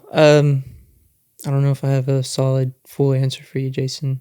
But you bring up like a good question. It's just, I guess for me, like I associated that animation style so much with Spider-Verse and not a studio. Yeah. That it felt special to me. And so I see what you're saying. I didn't want it to I didn't want to see it then plastered on the next 15 Sony animated movies, Yeah. Well, so it'll be a special moment for Steph, the GOAT. The GOAT shooter, not the GOAT. The GOAT is LeBron and or LeBron Jordan. We're saying Michael both, James, so that way nobody can be mad at us. Michael James, Jordan, Braun, LeBron. So, How to Make a Killing, starring Glenn Powell and Margaret Qualley. Oh yeah, Margaret comes Qualley. out later. So Glenn Powell is the heir to some sort of fortune, and Margaret Qualley's like, you should kill all the people in front of you. Well, he's not the heir; he's like the seventh or whatever. And Margaret Qualley's like, maybe or maybe not. I'm denying everything, but maybe you should consider killing all the people ahead of you. And so I'm guessing it's going to be some sort of thriller type movie where the main character is not like actually the good guy. But Glenn Powell's charming and charismatic, so it'll be fun. So he was running from killers. Now he is the killer. The running man has become the runned. He also, in the movie, Hitman was pretending to be a killer to bust people that wanted to kill people. Ooh, what movie? It's called Hitman. Wait, he was like a fake hitman who would contact people who were trying to hire hitmen. Are you talking about the Hitman 47? No, this is a different movie. Okay. Glenn Powell plays the hitman. It's a Richard Linklater. When did that come out? 2024. That was a long time ago, dude. 2024? Yeah, so he plays like a fake hitman that other people will contact him. And he'll get them arrested. He works with the police. And he'll get them That's to a cool confess. concept. He ends up falling in love with one of the people that approaches him. Oh man. He never went through with the murder that time. Like she got out before she actually confessed or whatever, and they ended up falling in love. And That's not that part. it's actually a really good movie. But I the recommend idea it. of hiring a fake hitman to get caught or whatever, that like actually happened in real life. Yeah, it's based off a true story. Yeah. So That's cool. That some lady of it, actually some went- of it was made up. That lady went to prison. She didn't fall in love with the cop guy undercover hitman. Oh, really? What do you mean, really? Yeah, she tried to kill somebody. Oh, okay. Well,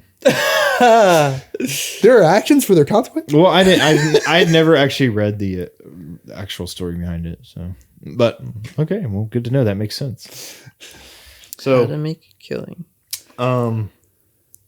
yeah, How to Make a Killing looks interesting. Looks probably the most interesting of any of these movies coming out in February.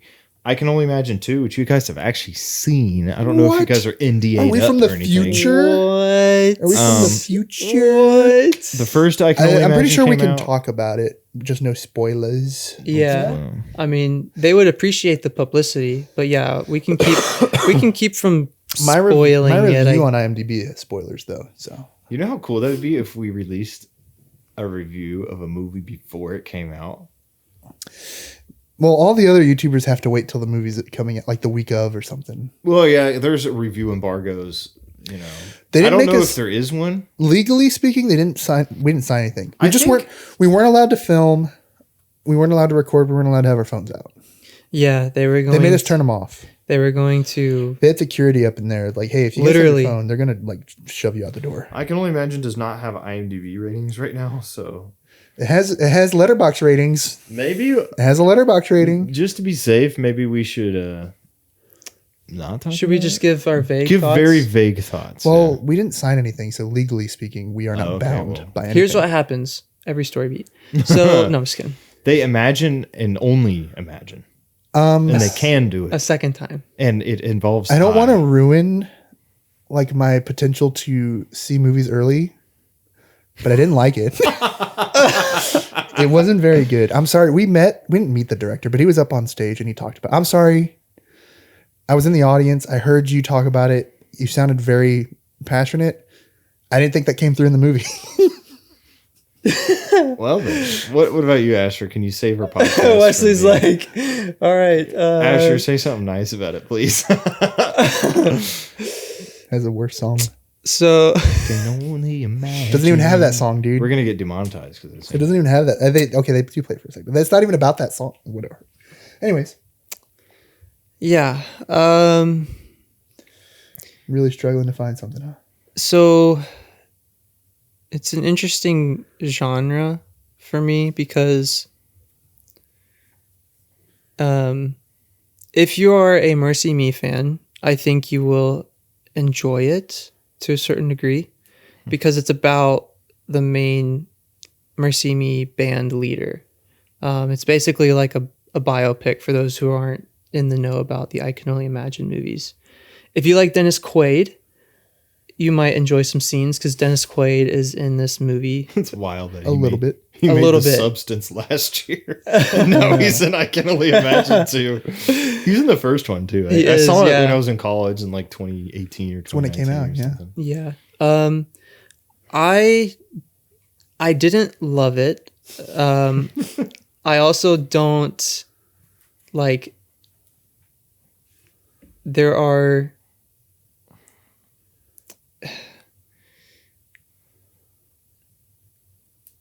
You can just be honest. yeah. It's not like when I think of my least favorite movies, like there are movies that are definitely more least favorite. Yeah. But like I think the production value of this movie was good. I don't think this is a movie that I like would find myself wanting to go back to and watch again all the way through. There were some fun characters in it.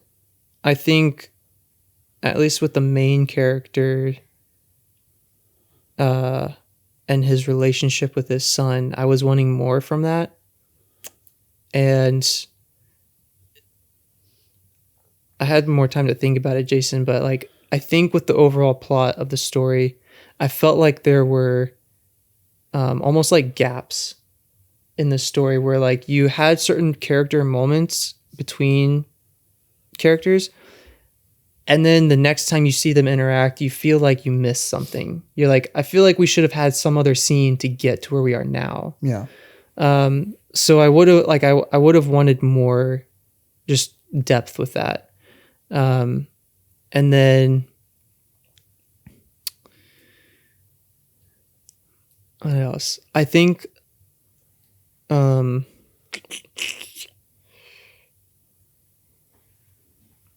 guess without taking too long on it, those are some initial thoughts. It's one of those movies where for Christians, it's like it's one of those movies where it's like, how do you say this? Like, it's not, I feel like there can be people, like if someone's not a Christian and they go to watch it, I feel like there could maybe be things they could enjoy about it, but it feels very almost like it's made for Christians, where like it doesn't feel like non-believers could come in and enjoy it as much, you know? So like me and you talked about this in Nashville. We were literally like, we're in the hotel room and we were just like up later than probably we needed to be talking about the movie. But I brought, and you, I mean, we both brought it up. So like just this, so that leads me to ask, like, what is the point of making a Christian like value film if it's only going to be like viewed by believers? You know, if your goal is to spread the gospel, which I think is kind of the intention, or at least spread these, you know, gospel like values, the movie should be catered to non-believers. Not saying a believer can't enjoy it kind of thing. And I'm not saying movies shouldn't be made specifically for believers in the form of encouragement, which was like your, you know, kind of what you brought up. So you have a good point. Like there should be movies that are also encouraging for believers, but I also like, you know, you're kind of losing the plot here if this movie is only going to be viewed by believers, right? If the only reason somebody's going to go see it is because they like Mercy Me, I'm sorry, but if you like Mercy Me, you're probably a believer, right? That hit single was from 22 years ago. It's still a banger. It's a good song. Day. It's a good song. Don't get me wrong. It's a good song. But the fans of Mercy Me, like that's what this movie appeals to, which is a really small audience. In the grand scheme of and the they're world. Also probably believers. So when you're trying so hard to hit home a message, it falls on the ears of people who don't need it necessarily, I think. And I also don't think the message is like that great. I don't think they do a good job of conveying it. I think they're confused. The movie's confused. That was the other thing.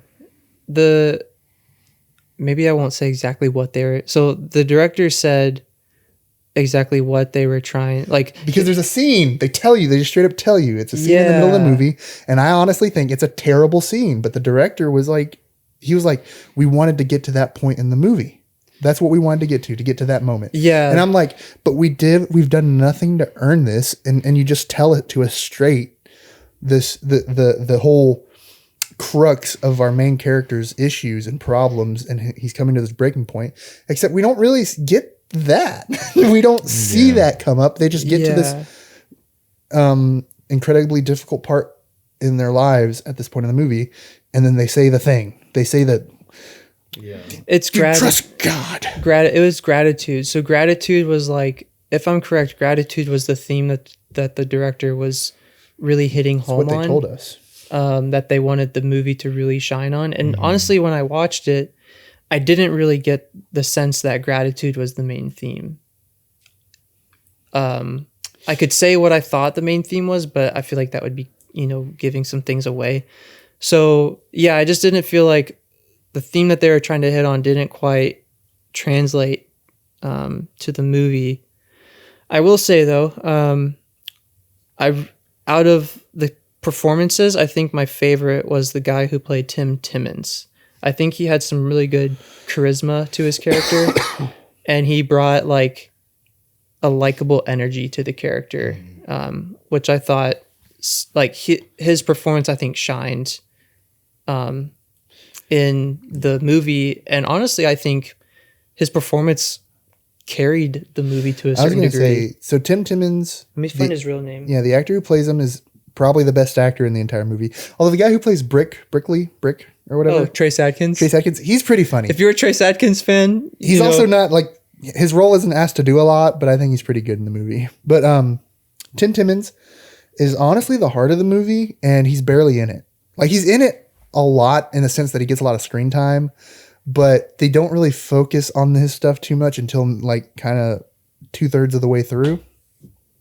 And I think it's a missed opportunity. I literally think they focus on the wrong things in this movie. Like, straight up, they set this one thing up, and that's kind of what you care about. That's kind of what you're drawn to, and they focus on something else entirely. That's not even, these are real life events, supposedly. I don't know how true to like 1-to-1 these things are in terms of what actually happened. So I hate to say like, oh, this other person's suffering was just way cooler than this other person's suffering. I don't mean to say that, but as far as a narrative goes, if we're going to fluff things up, which the director did say they did, it's a movie, you got to dramatize things, and I'm fine with that. So if you're going to fluff up and put at the forefront the more interesting character and the more interesting story to tell. And you want to stay true to life, that's fine. You don't have to give it a crazy dramatic ending either. But I just think they miss. I think it's a confused movie that doesn't quite know how to convey its themes. Yeah. And the themes it does convey, I think, isn't what it's trying to go for at all. And this movie was co-directed, so we only met or heard from one of the directors. So maybe that's what I'm seeing. I literally do see two different sides of the movie, and they're kind of clashing, and they're kind of pulling from one from the other and not giving enough time to both. So maybe that's what that is. Maybe it is both directors' visions kind of not being in sync here. So Milo Ventimiglia is the guy who plays Tim Timmons. Milo, if you're watching this, you're great. You're awesome. He's a part of the This Is Us TV series. Are you guys familiar with that? This Is Us. I've heard of it. It's like It's like a multi-family drama series. Oh, I think I've seen like clips of it online or something. Yeah. But I don't know. If you can only imagine too, go watch it. No, I can only imagine. Oh, I can only imagine too. Sorry. Go watch it, I suppose. Especially if you're a Mercy Me fan. It'll, like I said with Solo Mio, I'm not going to fault a movie for having good vibes, feel good story. I'm grateful that we got a pre-screening. Like, not everybody gets that, so still grateful for that. Gratitude. Hey, you won't get this unless you see the movie, but gratitude. Yeah, I'm grateful for it. I think I can only be honest, though. I can only be honest. I can only be honest. I would be doing a disservice. I would be doing a disservice if I just lied and just was like, oh, I'm super biased because I got to see it early. Yeah. I can only be honest. But I'm not. I was happy to be there. Yeah. I'm happy to be there. Yeah, I mean, I understand if you don't want to invite me again to see a movie. We're not here to just pump up movies just because we got to see them earlier or something. Although that must have been a cool experience. It was. It was really cool experience for me. I had a laminate. Enjoying my first month of marriage. But I was not able to go to Nashville. That's worth it though, man. Next one, I'll be there. So anyway, check out our Instagram. Wesley was there in some form, or fashion. The spirit of Chexley. Yeah, we shared some pics from the conference, so we had to represent Wesley in some way. So we did that. Go check out our Instagram to see that. I'm honored. The last movie upcoming, real quick, Scream 7 comes out at the end of February. Yeah, I mean, Scream fans are probably happy. Everyone I'm else, a Scream fan. I'm not happy. Sure. So only the first one is really good. The second one I think is fun. We just talked about this, and then I didn't watch any of the other ones. So. We talked about. You told me what the purpose of the first Scream movie was. The first Scream movie is like a parody almost. They all seem like they're the same. Like all the trailers I see there's like a Scream that comes out every other year, and all the trailers are like they look the same. Imagine if somebody took up the Ted Bundy mantle every like 5 years or something. Yeah, That's what Scream is. It's weird. Like those crazy serial killers. We want to do it again in real life. No, we don't. I'm sorry. Somebody clip that out of context. Somebody clip it out of context. So the 2026 Oscar nominations have now been released as of a few weeks ago. Last year, I went on an infamous rant on how Dune Part 2 got snubbed for basically everything. Dune snub 2. Well, not everything, literally, but a lot of things. This year, a lot better in terms of them getting the nominations right. So back when I had your mic input turned up a little bit more, and we definitely heard Wesley's passion. It was like Dune Part. yeah, I mean the big story is Sinners broke the record for most Oscar nominations. Really? Wow. Yeah, of all time. Talk about synergy. It got 16 Academy Award nominations. What was the record before? 14? I'm gonna say 13. It was 14. There's a 3-way tie for 14, and it broke it by 2. So they did add a new category, Best Casting, but even if that didn't exist, it still would have broken it. Yeah, 15. So, Wow. yeah. So that's the biggest nomination type thing. I appreciate that. It's an original. Mm-hmm. It's an original screenplay. It's a good screenplay. Original movie, It and deserves the accolades. yeah. Haven't So seen it, other but- big players, One Battle After Another got a lot of nominees. Opa! One Battle After Another got nominated for all the big awards. So, here's the list. So, yeah, Sinners had 16. One Battle After Another had 13. There's a 3-way tie for 9. Frankenstein, Marty Supreme, and Sentimental Value all got 9 Frankenstein. nominations. Frankenstein. Hamnet got 8. And then Begonia, F1, The Secret Agent, Train Dreams all got 4. Bug on you. Avatar, Blue Moon, It Was Just an Accident, K-Pop Demon Hunters, and a movie called Sirat got 2 nominations. And there's a bunch of other ones that got 1, including Weapons. Weapons. So, yeah, For I mean, Best just Supporting. real quick, the Best Picture lineup. Begonia, F1, Frankenstein, Hamnet, Marty Supreme, One Battle After Another, The Secret Agent, Sentimental Value, Sinners, and Train Dreams. So I Wow. haven't seen 3 of those. I honestly, that's a good lineup. I don't think there was any huge snubs. I mean, the probably the biggest snub was No Other Choice. No Other Choice. Rest in Jason peace. is a hardcore campaigner for that movie. I haven't seen it. Asher hasn't seen it, but everyone that I've heard comment on the Oscars this year has said, like, yeah, that should have gotten a nomination, at least in foreign language film, but it didn't even get that, which is kind of insane. A lot of people were saying it should have been in Best Picture, should have been in Best Director, Best Screenplay, but unfortunately did not get anything. But other than that, I mean, a really big day. I mean, Sinners broke the record. Honestly, the only one I really would have personally didn't think needed to get nominated for Sinners was probably visual effects. But other than that, like, I don't really disagree. Yeah. So I think it's a much better year. I don't think there's a movie that I feel like I need to rant about.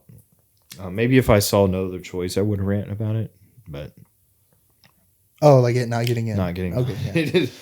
Last year, you had the Emilia Perez drama, A movie that everybody's already forgotten, by the way. Oh, here's also an interesting stat. Wicked got 0 nominations.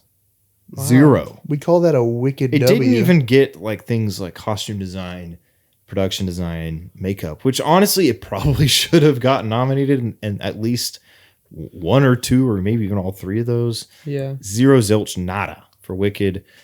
Last year it was Best Picture.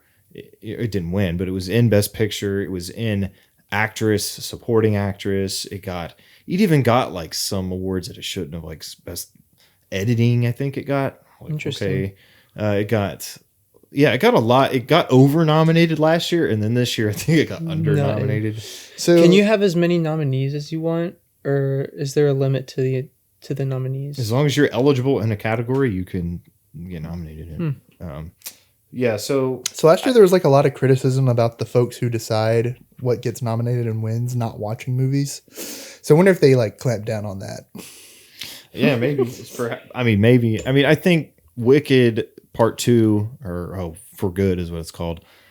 Most people watched it and were like, yeah, this is not as good as the first movie.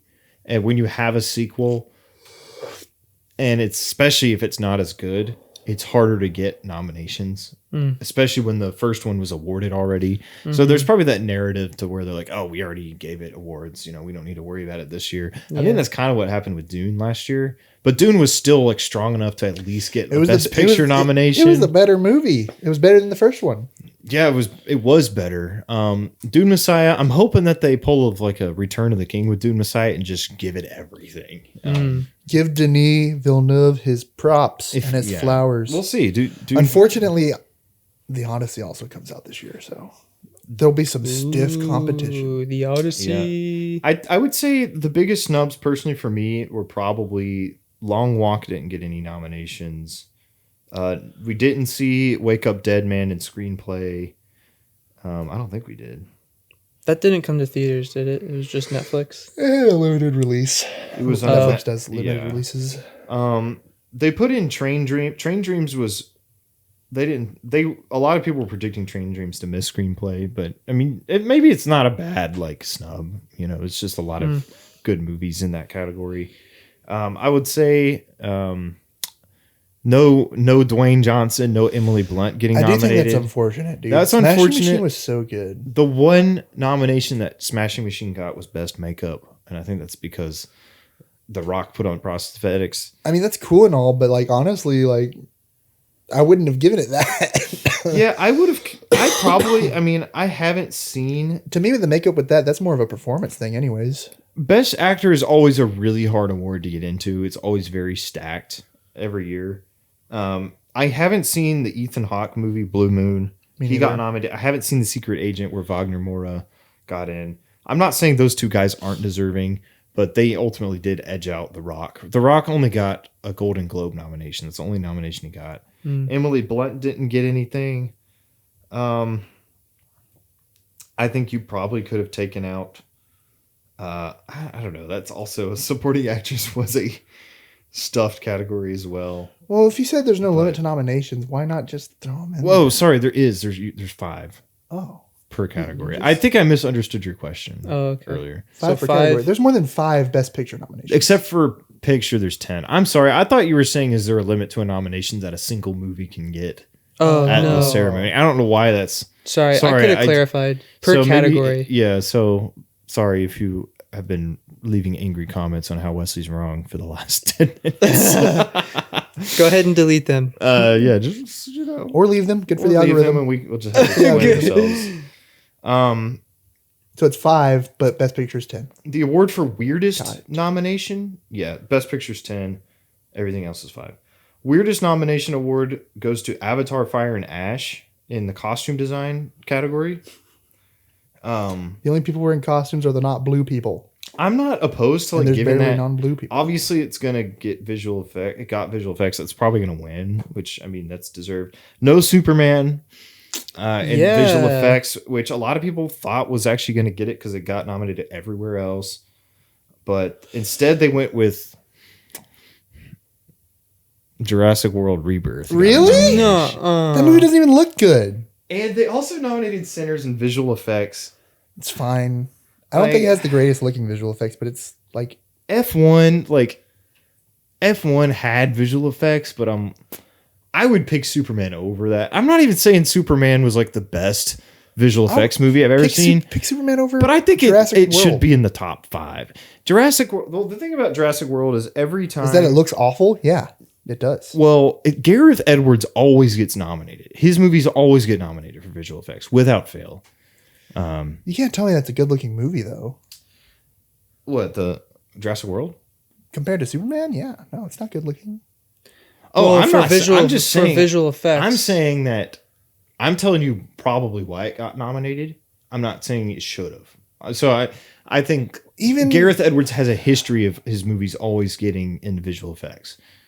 I guess the Academy just likes him I mean, he's not even the one that's gonna get the nomination, but because he's not like listed as a visual effects artist. But I personally would not have put Jurassic World Rebirth. It's not like it was terrible visual effects, but I think Superman was a little bit more like creative visually at the very least. I mean, with the different monsters they had, I mean, tracking that Warner with Mr. Terrific, the visual effects there were really impressive. The Neutron River and all of that. Oh.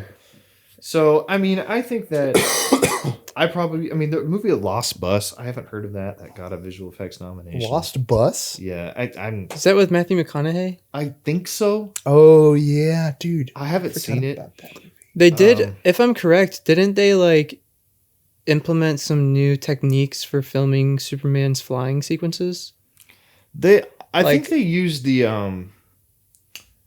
use like the screen backdrop where it's like playing the volume. The volume, yeah. Yeah, it's like kind of they did that with the Batman and the Mandalorian. Yeah, you know what I'm talking about? Yeah.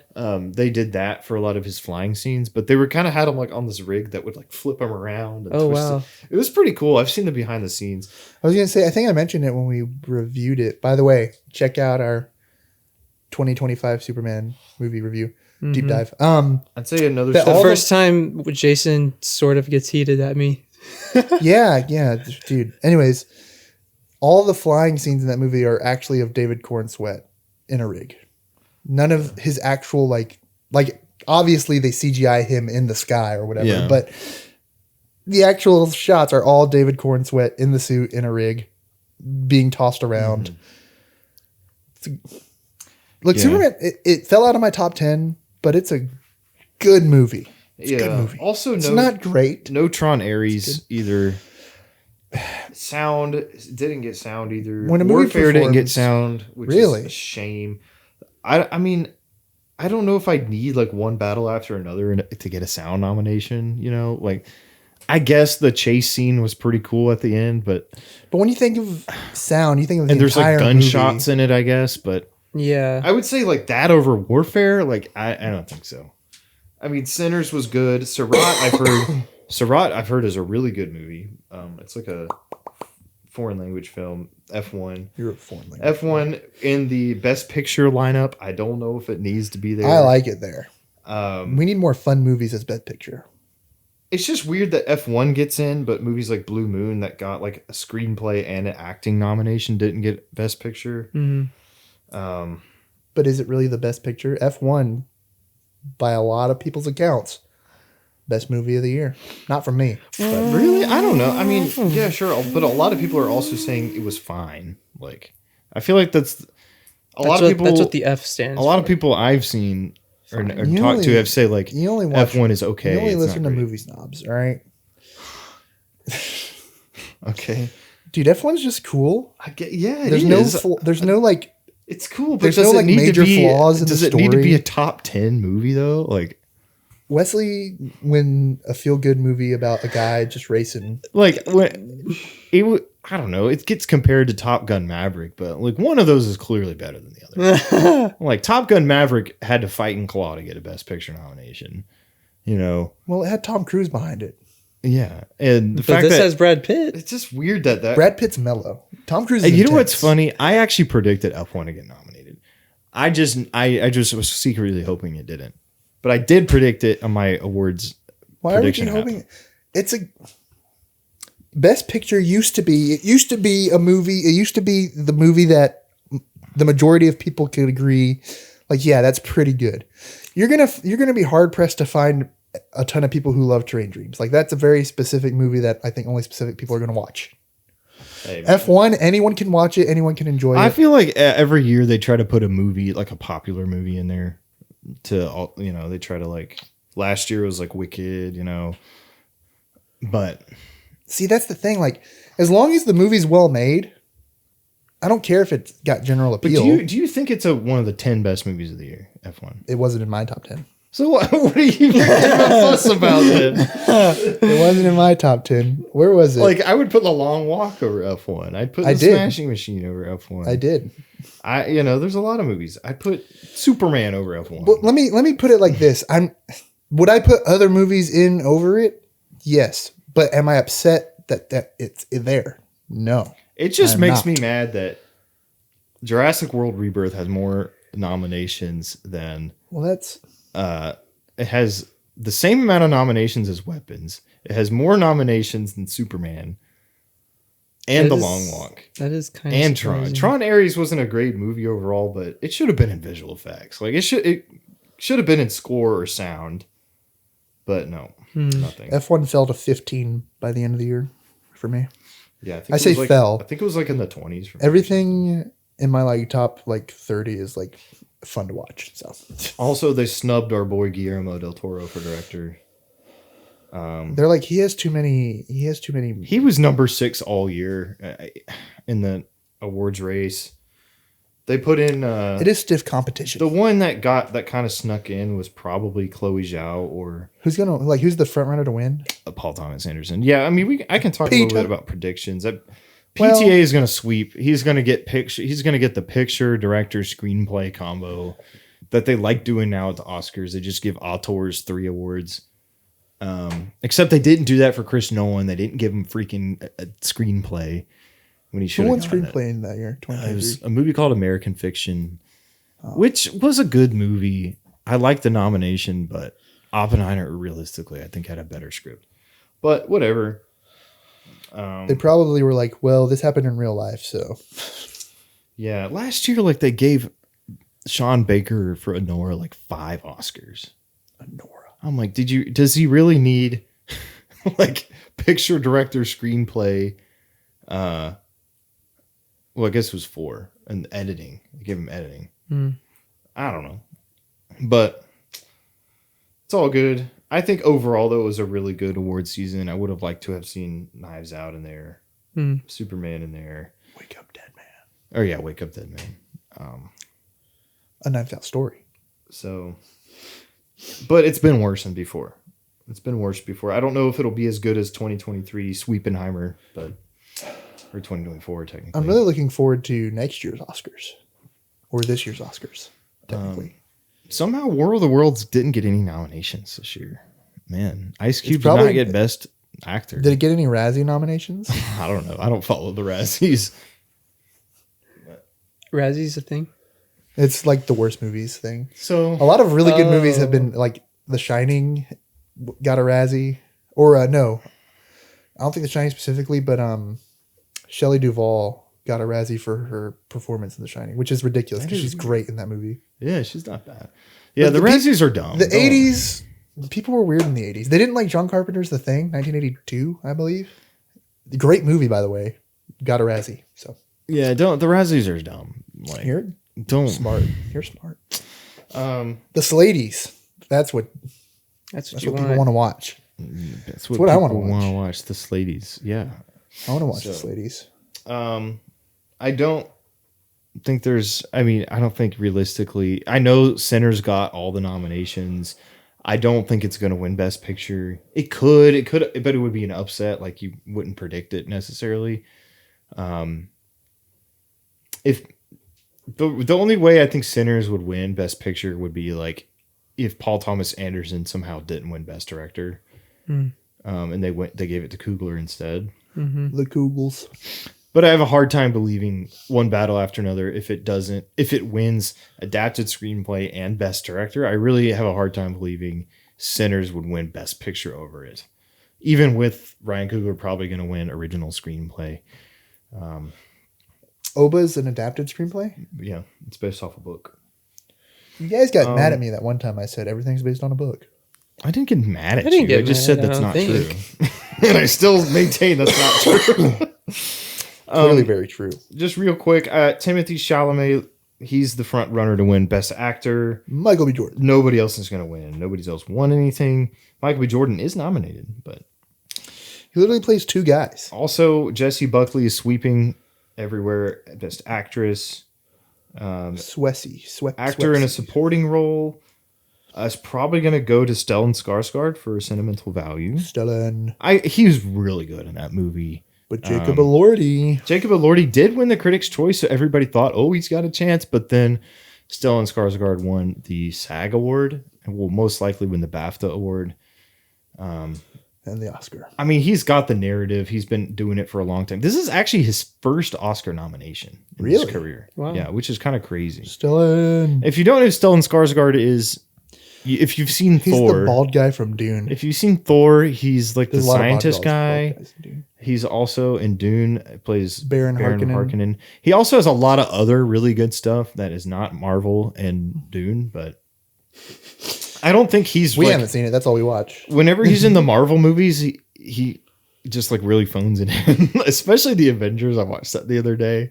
I was like, bro, like showed up one day on set for a paycheck. And he's like possessed by Loki during most of it. Yeah, maybe 2 days of shooting, but hey. That's funny.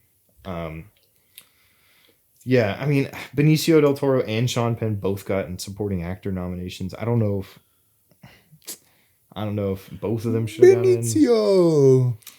I'm just sad they didn't nominate The Rock. I just realistically don't think The Rock is gonna come back again and do a movie like another performance like It's this. not fair, dude. So unfortunately, It's not fair. Maybe he will. We're but- being robbed of talent because it's a money business. I get it. Yeah. It's a business. It's about making money or getting awards. And if you do neither, then why bother? and For the art. That's why bother for the art. do it for the love of the game.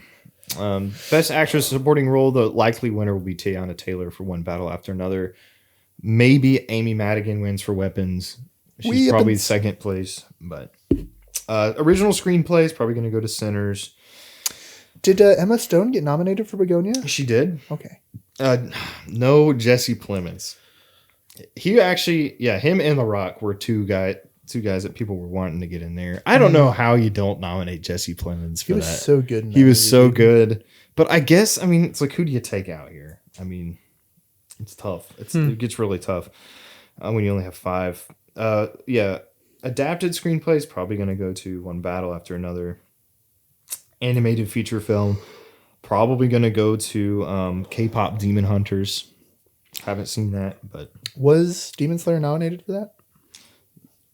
no. The nominations for animated feature are Arco, Elio, K-pop Demon Hunters, Little Emily, or The Character of Rain, and Zootopia 2. Arco's in there. It's considered a 2025. Yeah, Natalie Portman, Oscar nomination for it. For what? producer, Arco. Oh, She's producer. She has producer credit, so she gets not a nomination for Arco. Cool. a I'm movie trying I to think. am interested in seeing. International feature film is probably going to go to Sentimental Value. Maybe The Secret Agent wins it as well. They both were in Best Picture. Documentary feature Alabama Solution was in my top 10 movies of the year, and it got nominated, so that's cool. That's the only documentary I've seen all year, but I think the winner will probably, that might actually win, or no, The Perfect Neighbor might win. He's a perfect neighbor. That was like a big Netflix thing. What are some other ones? Original score, Sinner's probably going to sweep. I mean, Ludwig Göransson's going to get his 3rd Oscar. Original song is going to go to Golden from K-pop Demon Hunters. Best casting, probably going to go to Sinners. Best sound, I mean, I don't know. Probably F1, maybe. I'd be surprised if F1 won that. Cinematography, your lineup is Frankenstein, Marty Supreme, One Battle After Another, Sinners, and Train Dreams.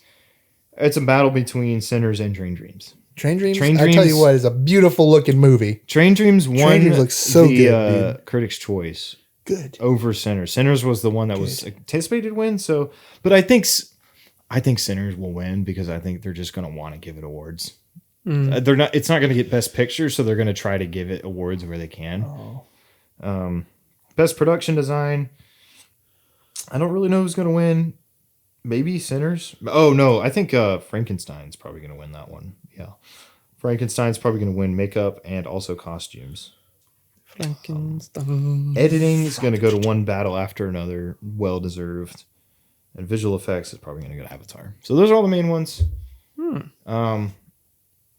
So there's some snubs, sure, but it's nothing like Snubby wubbies. even with the Best Actor stuff, like with Jesse Plemons and The Rock. It's still like you look at the 5 and you're like, yeah, I mean, that still makes sense. Yeah. So yeah, not as bad as last year. There's no clickbait thumbnail of me doing this because the Academy Awards. But Yeah. I feel like my top 5 this year are like they're all nominated for Best Picture, so that's pretty cool. I don't think mine are. Yeah, well, at least mine are. That's what it's about. It's me. Mine are. I'm just kidding. Mine are. Mine are. It's that's like the name of a race from The Lord of the Rings. The Minar. The mine are. Oh, Yeah. okay. It's also the The words mine and are. The MYNAR, I believe. The Minar. Well, should we get to any final thoughts on the Academy Awards, or do we want to go on the recommendations? It blows. Awards are for nerds. The Slaties are where it's at. Ladies are where it's at. Stay tuned. The Slaties are for not nerds. So, who wants to go first for recommendations? These are just movies or TV shows that we would recommend you watch. I can go first. Really? So that's what a recommendation is? Yes. Let me pull up. Interesting. Okay. Which one do I want to recommend? Too many good things. I can only So- imagine 2. I can only imagine. I will kind of trying to choose between 2. I will recommend The Truman Show. Nice. Yeah, Jim What a Carrey's great pull. You know, I watched Jim- that for the first time last year. Jim Carrey's The Truman Show. I watched this for the first time all the way through, kind of towards the end of December, because Lourdes and I were flying back with some family members, and we watched it on the plane. And oh my goodness, like, absolute great movie. Oh my goodness. It's been out long enough, so if you haven't seen it, I might say a spoiler. If I do, I'll let you know. I'm deciding if Came I out in want the to. 90s. Yeah, It's 30 But- years old. man, like just some key takeaways. I just think one, I think it's a beautifully written story that has like really good commentary on things that are still relevant today without it feeling like it's trying to shove the writer or the director's opinion down your throat about what they're commenting on. Because I feel like that can be the crux of certain commentaries where it's like, okay, this just doesn't feel like a movie anymore. This just feels like I'm being preached to, and they're just like wanting me to believe what they believe, and it takes you out of the story. Whereas this, it felt like just a very thoughtful approach to like what they wanted to talk about, and that being like, for me, like the takeaways on what they were commenting about was like the moral and ethical boundaries within like the entertainment industry, you know, given the fact that someone a production company adopted a person to create a TV show around them, and that person doesn't even know it, you know, like talk about some blurred lines in terms of like ethics and moral, like, Yeah. you know, righteousness, what's right and what's wrong. So I thought that was really cool. And then also like with, I think, society's relationship to entertainment was really interesting for them to kind of like, you know, comment on. And I think for other things, Jim Carrey does an amazing performance as Truman. Like he's incredibly likable, and he has like a certain level of innocence that like makes you want to root for him even more as he starts to discover like the reality of his false reality. And it's like, oh man, I want Truman to figure this out. Like I want him to break out of this cage that he's been involuntarily put in, you know? And Ed Harris does a really good job as like essentially the main antagonist, even though like the character doesn't see himself as that. But he does such a good job where like he feels snobby when you just see him on screen. Like there's just a sense of pride this guy has about his creation, and his creation being this TV show. Like he's so caught up in it and caught up in like its perception in the world and stuff, that it just kind of like disgusts you in a way. And it also like jades his it influences his decisions throughout the movie. And so really good performance by Ed Harris and Jim Carrey. And there's a lot of good supporting actors and actresses in the movie too. So yeah, Truman Show, really good. And a lot of people might know it, but Jim Carrey's like last line in the movie, bless you. Jim Carrey's last line in the movie is, I think, like amazing writing. And it's just like a really good callback to something earlier in the movie that they establish. But it's also like, it also makes a lot of sense for Jim Carrey's character to say it. And is just like a beautiful ending to the movie. And yeah, I really enjoyed the Truman Show. So that's my recommendation. I really love the Truman Show. It's a great movie. I watched it for I watched it for the first time last year. I went down a little rabbit hole. There's like a YouTube channel dedicated entirely to just the Truman Show. At least that's how it appeared. And even the name of the channel was related to it, which entire YouTube channels being dedicated to properties isn't unusual, but for a property that's got exactly one movie, I found it kind of odd. But they were like posting actively, so it was like a newer thing, I think. I just found that to be interesting. Shout out to whoever you are. Can't remember your name. You're out there. Channel handle. Yeah. You know, it's a great movie. I'm of the opinion he knew the entire time. At least by the time we meet him, he's already kind of aware. But yeah, that's just my 2 cents. Nice. You want to go next? Should I go next? I guess I'll go next. It'll be a perfect line. Sure. It'll be a perfect line. The line's a little curved, but yeah, I get you. Anyways, there's so many good things that I want to recommend. And a lot of them we may or may not have talked about them in the next episode. This ladies. But I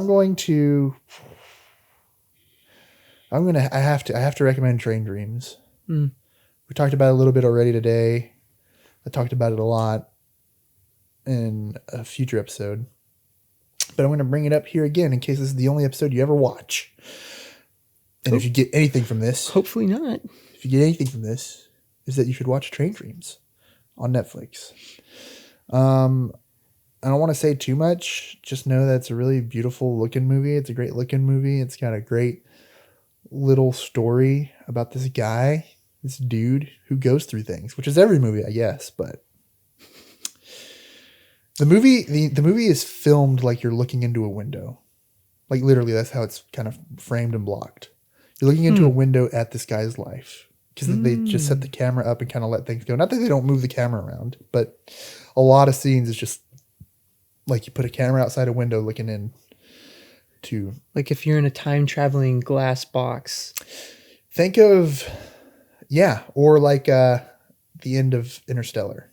I get you. Thing. And it is great. And I love it. Love it, love it, love it. Probably one of my favorite movies of all time. And I keep thinking about it and liking it even more. Oh, wow. A 10 out of 10? No, never. Oh. Never, ever. I did give it a 5-star, though. Jason, you coward. I gave it a 5-star. You can't do it. It'll happen one day. It will happen. It's still not my favorite movie. Bro. Interstellar is still my favorite movie. Oh, bro gave World of Worlds 10 out of 10. You don't remember that? I think I gave it a half star, which is the lowest you could go on Letterboxd. I would have given it less. It's less than a movie. You haven't seen Expendables 4 then. You haven't seen War of the Worlds 2025. That reminds me of the Google reviews that you'll see. Like someone will say, if I could give this product or restaurant 0 stars, I could. I would. But 1 is the lowest. That's like what you just said, but about Letterboxd. I'm serious. It is less than a movie. It sucks. It's literally made to promote. We're talking Train about Dreams. We're talking about the opposite end of the spectrum, the really good movies that are there to be art for art's sake. And maybe to be a little bit of Oscar bait. Maybe it's a little Oscar baity. So what? So what? If Oscar bait means you're a good movie, well then feed me some Oscar bait. Yeah, I typically don't like the Oscar bait narrative. I'm like, maybe you're right. Maybe winning an Oscar pushes a filmmaker to make a really good movie. So Sentimental Values is a movie from the outside looking in. I would say that's Oscar bait.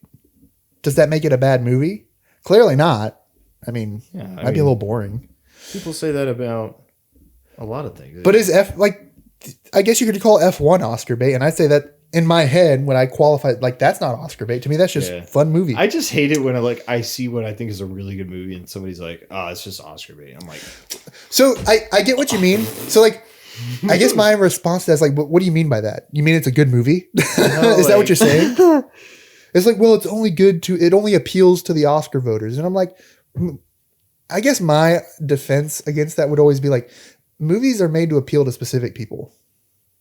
You know, very few movies are, catch-alls. It's like, yeah, I'm sure that some filmmakers are driven to like want to win Oscars. And so they push their craft to the extremes to like really try to win. I guess I would say winning an Oscar doesn't make you money. So I don't know why people would individuals, directors might hope for it, but these production companies, they don't care, dude. They don't. I guarantee you, Disney doesn't care about how many Oscars it wins because it isn't much. It isn't a ton. I mean, occasionally you do see a movie that's like super pretentious and it's just like not approachable for most people. That's what I think. Okay. I think that's what people mean by Oscar bait. But to me, that movie isn't even. It's just being pretentious for like. It's just being pretentious for pretentious sake, kind of thing. Yeah, but like, it's like something like The Brutalist. Is it kind of a pretentious movie? Like a little bit, but it's still really good, right? Would you agree with what I said there? I mean, it's really good. I don't know. What do you even mean by pretentious? Do we mean like the themes? It's like you don't need to make a movie about these kind of things, but you do it because you know people are gonna. Yeah, I guess it's gonna bring out an emotion. Like a film that it tries to feel superior. You know, it feels not genuine. It just feels like. Well, I think The Brutalist is very genuine. I just think it's also like it knows what it's doing. I guess. Does that make sense? It knows what it's trying to convey. I mean, I would say a movie like Bradley Cooper came out with a movie called Maestro a few years ago. Maestro. That seemed a little pretentious because he used the black and white. He did a nose prosthetic to make him look Jewish. You know, like it was a little like it was a little weird. It was about art, you know, like. Yeah, that seemed a little Oscar baity, but then you watch the movie and you're like, well, it does have really good cinematography. It is really well directed. Bradley Cooper is incredibly good, even though it is a biopic. It's kind of low hanging fruit. So even like Oscar baity stuff can still be like have a lot of quality. Mm. So I mean, I guess that's like kind of like if I was a hater, I would say that The Brutalist is Oscar baity because it's like, oh, it has a really graphic sex scene in it. That's really like, it's really provoking. It's really provocative. It's like, look what we done. But I think it's really good. I think it's great. It's also like I think it's important to the character. But yeah, you see what I mean though? Like the movie. Yeah, Brutalist is. I don't think that's Oscar. I think it's really good. I do too. I mean, it won my best screenplay last year, best lead and best supporting. Yeah. I gave it last year. So watch the Slateys from 2025. Train Dreams. Check it out. I need to check it out, man. Bro keeps hyping it up. I got to find time to watch it. Watch you guys watch it. Me and my wife like to watch The Big Bang Theory. You like to watch The Big Bang Theory. Well, my wife does too. And then you got married. And that's how English is not her first language. So, does she say bazinga? When she was learning English, she watched The Big Bang Theory to help her learn. Oh, wow. That's not my recommendation, but I'm just saying That's like interesting. I want to watch movies like Train Dreams, but when you have a wife my wife is amazing, who likes more like lighthearted comedy stuff, you know, She probably won't like Train Dreams. it's we just don't enjoy watching like depressing movies together. You know, It's not when we depressing. share moments It's just together like that, sad. we like to do something more fun. You know, so but whenever I'm alone or something, I She can should probably definitely- watch it anyways because it's just really good. We watched Wake Up Dead Man together, and that she really liked that, and that was not the normal kind of movie she likes. So That movie's also very funny. it's funny, but it's also dark. It's also kind of It's a- serious too. Yeah, but it's like a. It's definitely the darkest of the three. but the humor is still like really good and very prevalent. Yeah, it's very funny. Anyway, my recommendation is going to be television show Andor season 2, which you might have even already done this before. Did I? I think I did bring up Andor a few months ago. I finally got around to watching Andor season 2. It came out last like summer, I think, sometime in 2025, and I for whatever reason just didn't watch it. I don't know. I just never got around to it. But when I first moved, when I got married a month ago, I didn't have to work for a few weeks because I was waiting for, everything to clear with paperwork and whatever. So I just had a lot of time at home just to like watch TV. So I watched Andor season 2, and it was some of the best Star Wars. It's honestly like, I know this might be a hot take. It's probably a hot take, but I think it's the best Star Wars we've had since the 1980s. I genuinely believe that. Better than Rogue One? I think it makes Rogue One a lot better. I think it is better than Rogue One in terms of I do too.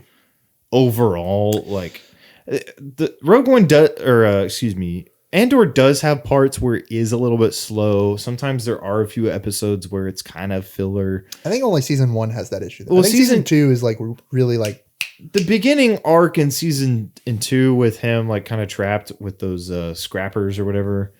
That felt a little bit filler, but other than that, it's like a really, really interesting show. The Empire is the scariest they ever are, I think, in this show. Well, it's weird though, because the Empire is scary and imposing, but you can see the flaws. You can see the flaws. Like their commanding officers are more concerned about advancement and their own reputation, and that's really where the rebels poke holes. But seeing also how brutal the rebellion is, how difficult it is to maintain secrecy, and how difficult it is to maintain protection, and how basically if you just do your job and figure out information, that's actually a danger to you, because I'm not going to split, but there's one character that pays the price for actually figuring out something like really important information and conveying it to another character. So yeah, it's a really, really tense show, and how all of these different characters and plot lines are just for so long in the show just stewing on the side, and they're developing gradually, and you start to see how the stars finally start to align and everything comes to head, and then bam, it drops you off right before Rogue One. It's so masterfully done. It's one of the best TV shows I've seen in a long time. It's incredible. I just really like how it I guess brings the rebellion down to earth a little bit. Earth. Just with like you said, it's like a really like, it just reminds you, like, hey, these people are fighting a war against a galactic spanning empire, and you have to do shady things to win it. And I really like this scene, and maybe it's a little spoiler, but when Andor finally like meets up with Mon Mothma, who is like basically the leader of the rebellion, right? Yeah.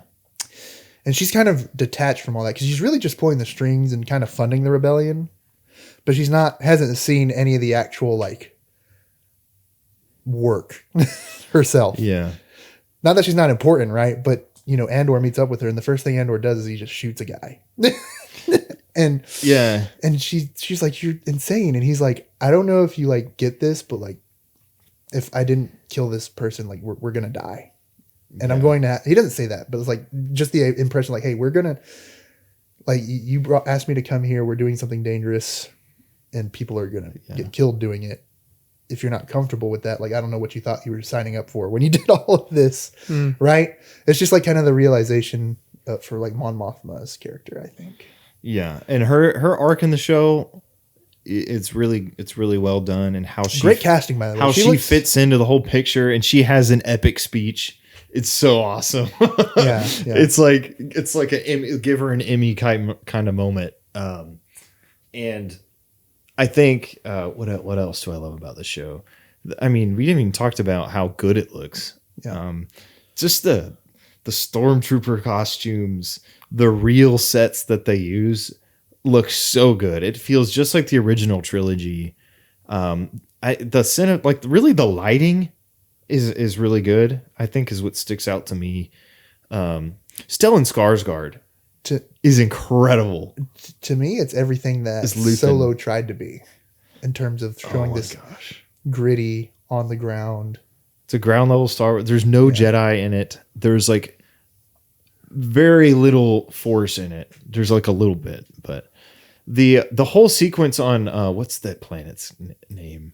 Where the revolution, where the rebellion starts and the Empire ends up just glassing it or whatever. They end up like committing pretty bad crimes against the citizens of. I don't remember the name. I forget the name of the planet. It starts with a G. Gauntlet. I'll look it up. Gollum. Gollum. No, but it's not Gollum. There's one episode. I think it's like episode 7 or 8, where it all comes to a head on this. It's like there's 3 episode arcs. There's 12 episodes, and there's 4 3-episode arcs. And there's one arc in particular where they're on this planet, and they have to Gorman, yes, the Gorman rebellion with the silk. Yes, and how that all culminates is tragic. It's really well executed. In particular, the character of Cyril Karn and Dedra, and their whole relationship. Like, I'm getting to spoiler territory, but basically, Cyril and Andor are locked in terms of story, but Andor doesn't know. Like, Cyril, he's been obsessing over this guy for years because. Basically, at the very, like you mentioned earlier, the very beginning of season 1, Andor like kills 2 Imperial like cops or something, and Cyril Karn was like trying to investigate that specific case, and then years later, he finally sees Andor in person. Like he forgot about that investigation from years ago, but that investigation really started his career to where he is, and he's just a really obsessive. Imperial officer, and he doesn't realize, but he's always been manipulated by Dedra, who is his love interest, who's also an Imperial executive. And then when they finally see each other and they get in this big fight, I'm not going to spoil what happens, but something that Andor says, he says, okay, this is a little bit of a spoiler, but he says, "Who are you?" And that's the name of the episode. And just you could see like the actor's face of the character, and it's just the tragedy of like realizing these years and years of him working to find this man, and him saying, "Who are you?" Like doesn't even know who he is. Andor, because he's not even dressed up in Imperial uniforms. Andor's just like truly confused about why this guy's like attacking him. You could just see the devastation on Cyril Karn's face, and that was a really good like character like. Resolution for him, I think. And there's so many moments like that, but it's just those small moments. And technically those 2 characters did meet up at some point in the first season. I think Andor was holding him hostage or something on Ferrix in the first season, but it had been years, and I guess he just had forgotten. I mean, I don't think he's just some like random Imperial officer so it's a really, really good show that so intricately written. I've been talking so long, but really I recommend if you like Star Wars, watch Andor. It's approachable for pretty much all ages, maybe not like little kids, but there's a lot of violence in it, but some heavy themes, but yeah, definitely recommend it. It is the best Star Wars since the 1980s, I think. I mean, I know a lot of people love the prequels. I get it, but Yeah. I think this is better than the Clone Wars show. And I love the Clone Wars show. I just think that this show is more consistent. It's more focused, episode to episode, and yeah, it feels a little bit like the most mature Star Wars out there, and it's not afraid to go places that you're not familiar with. Both seasons are really, really good. So Both of them. an excellent ending, and then it makes Rogue One so much better. I think it adds so much context to the movie. And, if you've seen Rogue One, there's that scene where Andor and Jyn Erso are kind of arguing in the ship about the mission that just went wrong, where Andor tried to kill her dad, even though that wasn't really part of the mission. Or she didn't think it was, at least, but that was his mission. And then she kind of gets on and confronts him about it. He's like, you don't know what it's like to be in the rebellion. And everybody has lost everything. You don't know what it's like. And that was a good scene when it came out. But when you see it after watching Andor, you're like, holy cow, that means a lot more. You've seen it happen. That's just one example of why it makes Andor better, or Rogue One better. Anyway, I'm done glazing Andor. Great thoughts. We've gone over time. Great thoughts.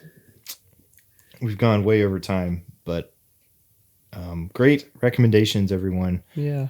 It's a fun episode. It's good to be back. Remember, DM us if you want these hats. We can try and get one for you.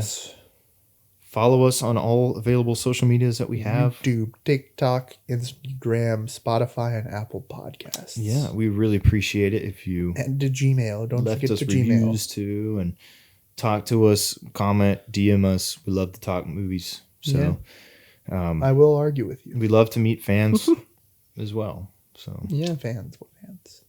we have them. My We mom. have them. Who did we say was one of our 70? Markiplier was one of our 70. I think, didn't we say? Oh, no, the YouTube CEO. Oh, the YouTube CEO. That's right. Markiplier. Anyway, thanks so much for listening. And this has been the On the Slate Movie Podcast. We are your hosts, Wesley. Jason. And Asher. Have a great day. See you in the next one. God bless. God bless.